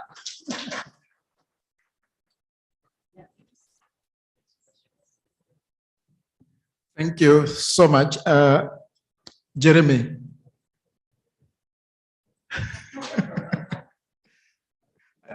I didn't know whether he would have the right to reply, but but we congratulate you, Jeremy, again, as the ED said, and we are very grateful for your work. As I said, after all the applications are looked at, the judges have that daunting task of finding the overall winner. And it's such a daunting task on two levels. One, because these are the winners that have come from country level. So at any, by any standard, these are good articles. And then you've also distilled this into runners-up and winners at category level. Then you have that task of saying, let's find an overall winner. Eva, I don't envy you. But that as it may be, it is that time for us now to hear that name that is 2021 OFAB Annual Media Awards overall winner. And to give us that name, it is none other than our host, the DG for IAM, Dr. Olga Faftine. Welcome.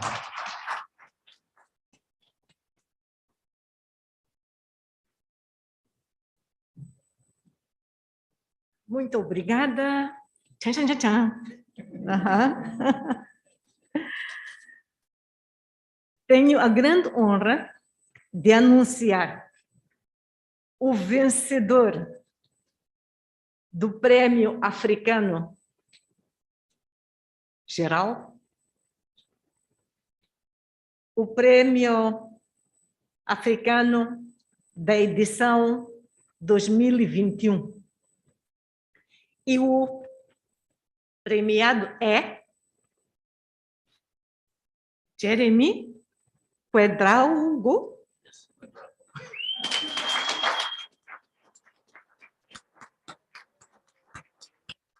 Eu quero ouvir Jeremy, Jeremy, Jeremy, Jeremy, Jeremy, Jeremy. Is it? Yes. Okay.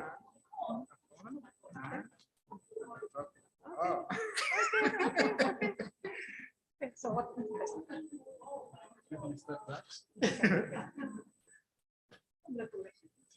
Parabéns. Mais uma vez. Chico, coração.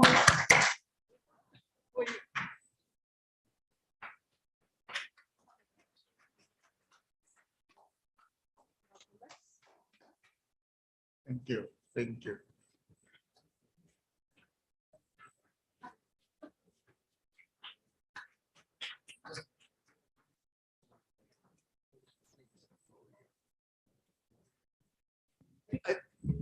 Thank you so much. And I think being the overall winner, I think he needs to speak to us. But you also don't get this opportunity of asking your ED to do something for you. So I want to grab this opportunity to ask the ED to translate into English whatever Jeremy is going to speak in French. Thank you.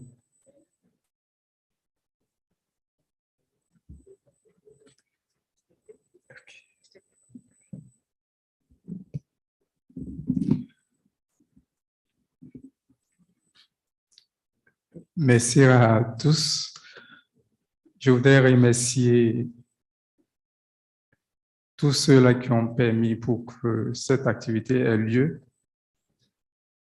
Ici, sur cette tribune, je m'adresse au nom de mon pays, le Burkina Faso, mais aussi au nom des pays de l'Afrique de l'Ouest francophone.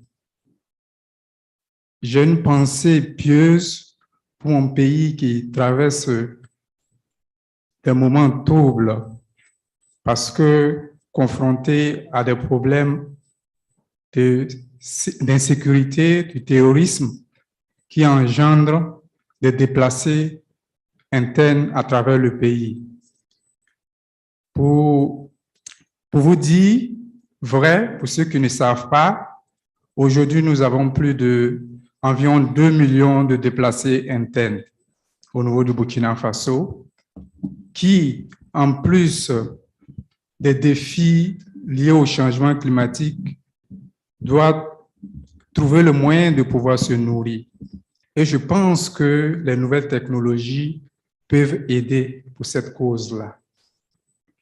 Je voudrais également, à travers cette tribune, interpeller les uns les autres pour que nous travaillions ensemble pour transmettre l'information juste aux populations, aux producteurs agricoles, parce que c'est eux qui sont les décideurs. Quand je dis décideurs, parce que sans nourriture, on ne peut pas réfléchir, on ne peut pas parler de développement.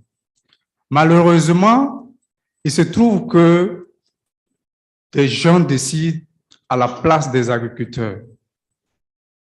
Ils prennent des décisions sans leur avis. C'est pourquoi j'ai décidé l'année passée de lancer un magazine sur l'agriculture. Ce magazine est intitulé Planète Agriculture. Il s'agit de donner l'information vraie, l'information juste, l'information des résultats de la recherche agricole aux populations. Cette émission passe tous les premiers mardis du mois sur une chaîne privée au niveau de Burkina Faso. Je voudrais, sur cette tribune, lancer un appel parce que mon objectif, c'est de pouvoir travailler à rendre cette information-là, ce magazine-là, accessible aux populations. Mais il se trouve qu'au niveau du Burkina Faso, seulement 1% de la population ne comprend que la langue nationale et la langue officielle, le français. Donc, il va falloir trouver le moyen de traduire ce magazine-là dans au moins 2 langues pour pouvoir les diffuser. C'est une ambition que je partage ici, dans l'espoir de pouvoir, en tout cas, trouver des potentiels partenaires pour pouvoir lancer ce programme-là qui me tient à cœur. Et mon ambition également, c'est de pouvoir diffuser ce programme-là sur les chaînes de télé francophones. Je voudrais aussi interpeller sur cette tribune les uns et les autres pour que le Burkina Faso, que je représente ici, soit le chef de file de ceux-là qui vont porter les nouvelles technologies au niveau de l'Afrique de l'Ouest francophone. Vous le savez, la faim est un crime et je pense que c'est ensemble qu'on devrait, main dans la main, travailler pour relever ce défi. Je vous remercie. I will attempt. I think this is quite another profession, but here, Kudraogo, thank you for this opportunity, and thank particularly those who made it possible for this event to take place. His thought go to Burkina Faso, his country of origin, and to Francophone West Africa in general as a region. And he thinks particularly to the 2 million internal displaced people in his country because of insecurity linked to terrorism, who live in a very precarious situation. It is a serious problem that you cannot just close your eyes on. And food is one of the key issues in that kind of conditions. And he states that without food, you cannot expect people to think on major issues which would promote their development, because all the attention is rather totally drained by the thinking of how to survive on a daily basis. So in this issue, he thinks that technology, and biotechnology in particular, can be part of the solution to the food crisis and food issue that is present. But unfortunately, he notices that people decide on behalf of farmers. And that is why he decided to create a magazine, agricultural magazine, which will bring knowledge, data, skills to the people who really need them, who need to translate those knowledge and information into agricultural production, which will contribute to resolving the issue. And he currently had this broadcasted in one of the channels in Burkina Faso. But in Burkina Faso, most of the people speak local languages. Only 1% is speaking this international language. And his objective is to translate the magazine at least into 2 national languages. And that is something he would need some support on. And he thought that he needed to bring it to this audience. Also, he would like to be broadcasting this on one of the important Francophone channels so that it creates the impact it needs to have. To conclude, he said that he would like, from his intervention, to see Burkina Faso, his country, promoting biotechnology in West Africa, starting with Francophone West African countries. That is his aim. That is what he wants to do. That is what he wants to contribute to changing lives through more biotechnology in agriculture. I think what Quadraogo is doing resonates with our motto, bringing prosperity through biotechnology. I thank you. Merci beaucoup, mon frère.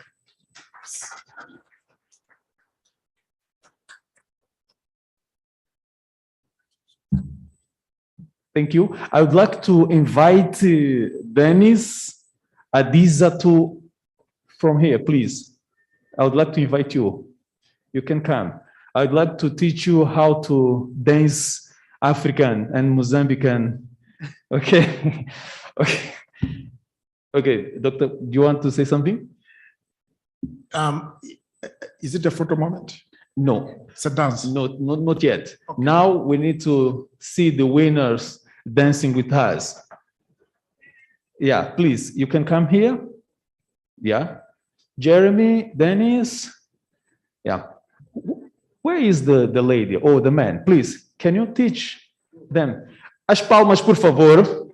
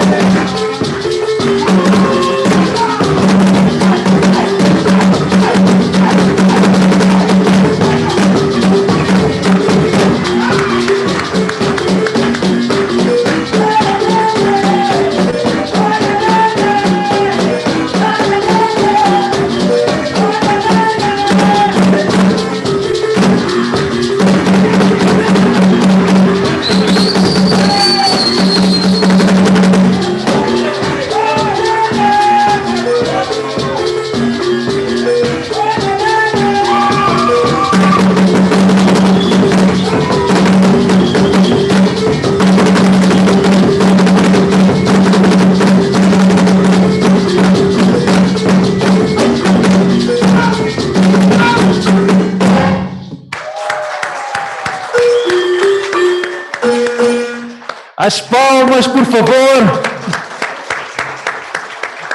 Thank you, merci beaucoup. Muito obrigado, Kanimambo. Thank you, thank you. So I wanted, yes, that you don't move out of here and invite Dr. Kanangire, Dr. Faftine to come and take a photo with our winners.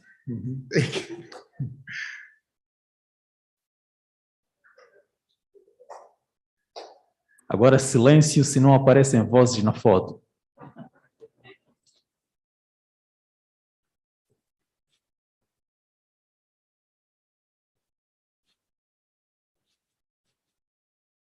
Thank you, thank you. Can I also ask this table and that table to come and join the ED and the DG for a photo moment with our winners? Oh. Então, o ideal seria uma parte em cima. Ok, yeah. Podem, por favor. Mas venham por cima, por favor. Venham por cima.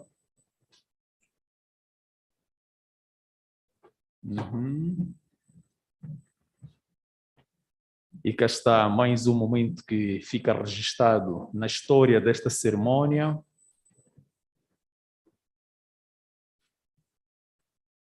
Não esqueçam de sorrir, por favor.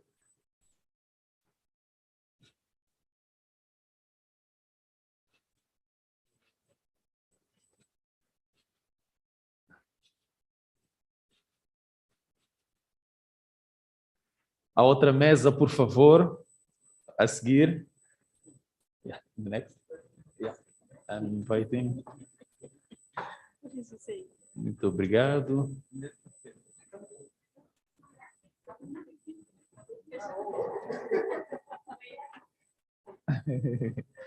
Ok.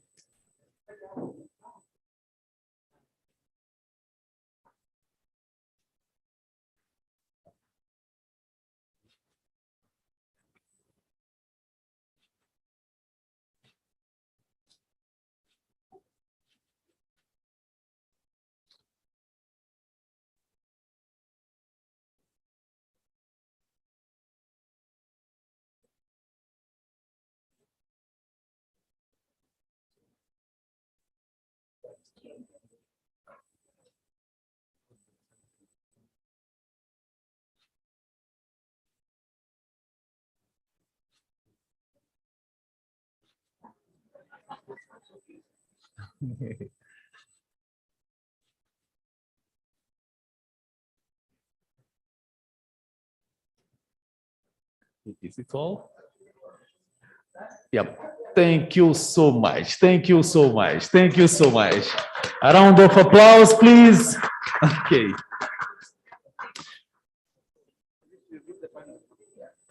Respeitáveis convidados, é chegado o momento de, uma vez mais, convidarmos o gestor do projeto OFAB.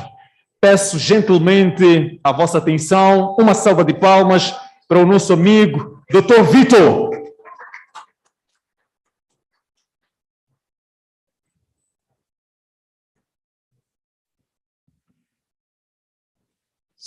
Thank you so much, Mr. MC. There's one thing that my mother taught me, that you cannot say thank you too much. So thank you is always something that is going to find a place, even in times of pain. And what more now in times of celebration and joy. So thank you once again, and I'm privileged to provide a vote of thanks. Allow me to recognize once again in absentia, the Deputy Minister of Agriculture, Honorable Gregario Banze, the Director General of the Institute of Agriculture Research of Mozambique, Dr. Olga Faftine, and the Executive Director, African Agriculture Technology Foundation, Dr. Kanangire. Today, we have witnessed two grand events: the launch of the OFAB Mozambique chapter and the 2021 OFAB Annual Media Awards. Both of these events were postponed from last year due to Omicron. I'm very happy today that we've won the battle against Omicron, we are almost there. And we've been able to be part of the history of OFAB. And this event is going to mark all of us something spectacular in our professional journeys. Colleagues, such great days don't just happen by themselves. Such days are a product of leadership, a product of great workmanship, but a lot, and again, investment. Above all, such events are products of strong will to succeed against all and any odds. Allow me, therefore, to recognize the following people and the following groups of people that have contributed to the success of this meeting. First of all, I want to recognize the support that we've received from the government of Mozambique. Otherwise, this event was not going to happen. And in particular, to join my executive director in thanking the Minister of Agriculture for coming and being with us and supporting us all through. Allow me also to recognize Dr. Olga Faftini. Thank you, Madam, for showing your leadership to have OFAB chapter established and for never relenting in the process to realize this dream. You supported the process by, among other things, appointing a very strong team from EAM to support in the organization of this event. Thank you so much, and we continue to rely on your goodwill that this OFAB chapter is going to thrive. We have been so much encouraged. Allow me also to recognize the leadership of the ATF director, Dr. Kanangiri. Sir, I want to mention here that the team that you provided me to organize this event was extremely great, and I couldn't ask for another team.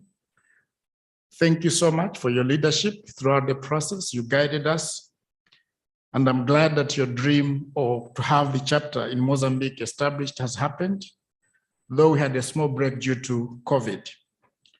We'll continue to seek your guidance as we establish the collaboration with EAM and as we take the agenda on agriculture biotechnology further in Southern Africa through Mozambique. In absentia, and I know that she's probably following online, allow me to recognize and thank the head of Communications and Partnerships Unit at ATF, Ms. Nancy Mshiri. She's such a remarkable leader, and how I wish she was here in person for the guidance that she has provided to the unit, but in particular to the Open Forum on Agriculture Biotechnology.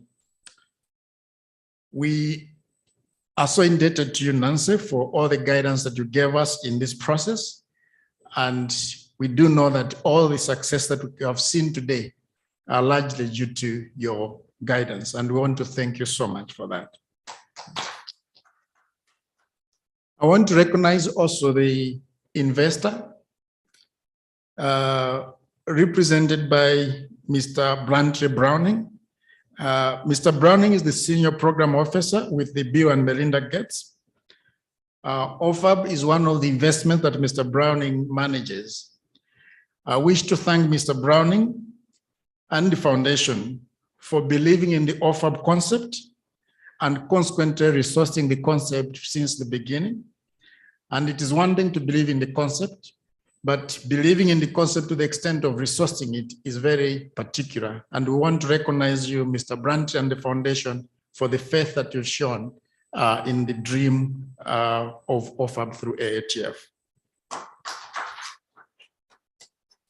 As I said, we had a planning team, and this planning team met every week for the past 2 months to put up this event.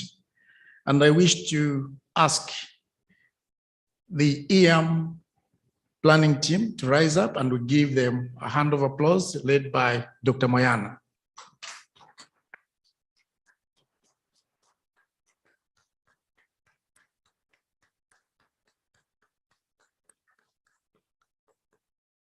Thank you, colleagues. This is the beginning, and we hope that in the same manner that we've been able to hold each other to this event, we're going to hold each other into the implementation of OFAB.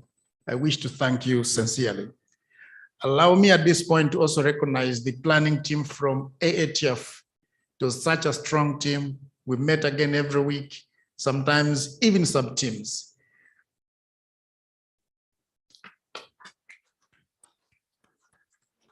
Thank you so much.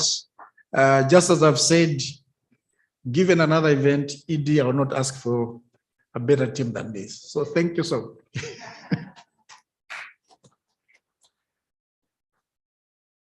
Allow me at this point to also recognize the fact that this work is about partnerships. And over the years, we've been able to work profoundly with all our partners. And I want to highlight some of the partners that actually even came today to speak during the launch, the Alliance for Science, the Program for Biosafety Systems, and also AUDA NEPAD. You have worked with us all the way from the start of OFAB, and it is assuring to see that you continue to work with us in this journey of promoting agriculture biotechnology. Thank you for being there for us today. If you, as the saying goes, and this was said by Tata Madiba, if you want to go fast, go alone. If you want to go far, go with others. And I think this is what we've seen.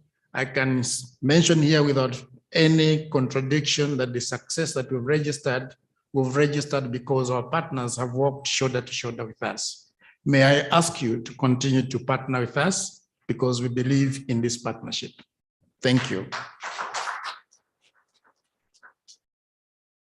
I also wish to thank sincerely the media, normally called the fourth estate. We value your partnership again with us, and allow me to use this opportunity to confirm our assurances that we'll continue to engage with the media, knowing that your role is indispensable in ensuring that the masses receive the information that they need. Together, we can hold hands in transforming the African agriculture and to one that is profitable and sustainable. And we continue to look forward to this continued engagement. At this point, I also want to indeed acknowledge each and everyone that has come here. Imagine if we had done all the planning to the very dot of anything that we wanted, but then you guys did not show up.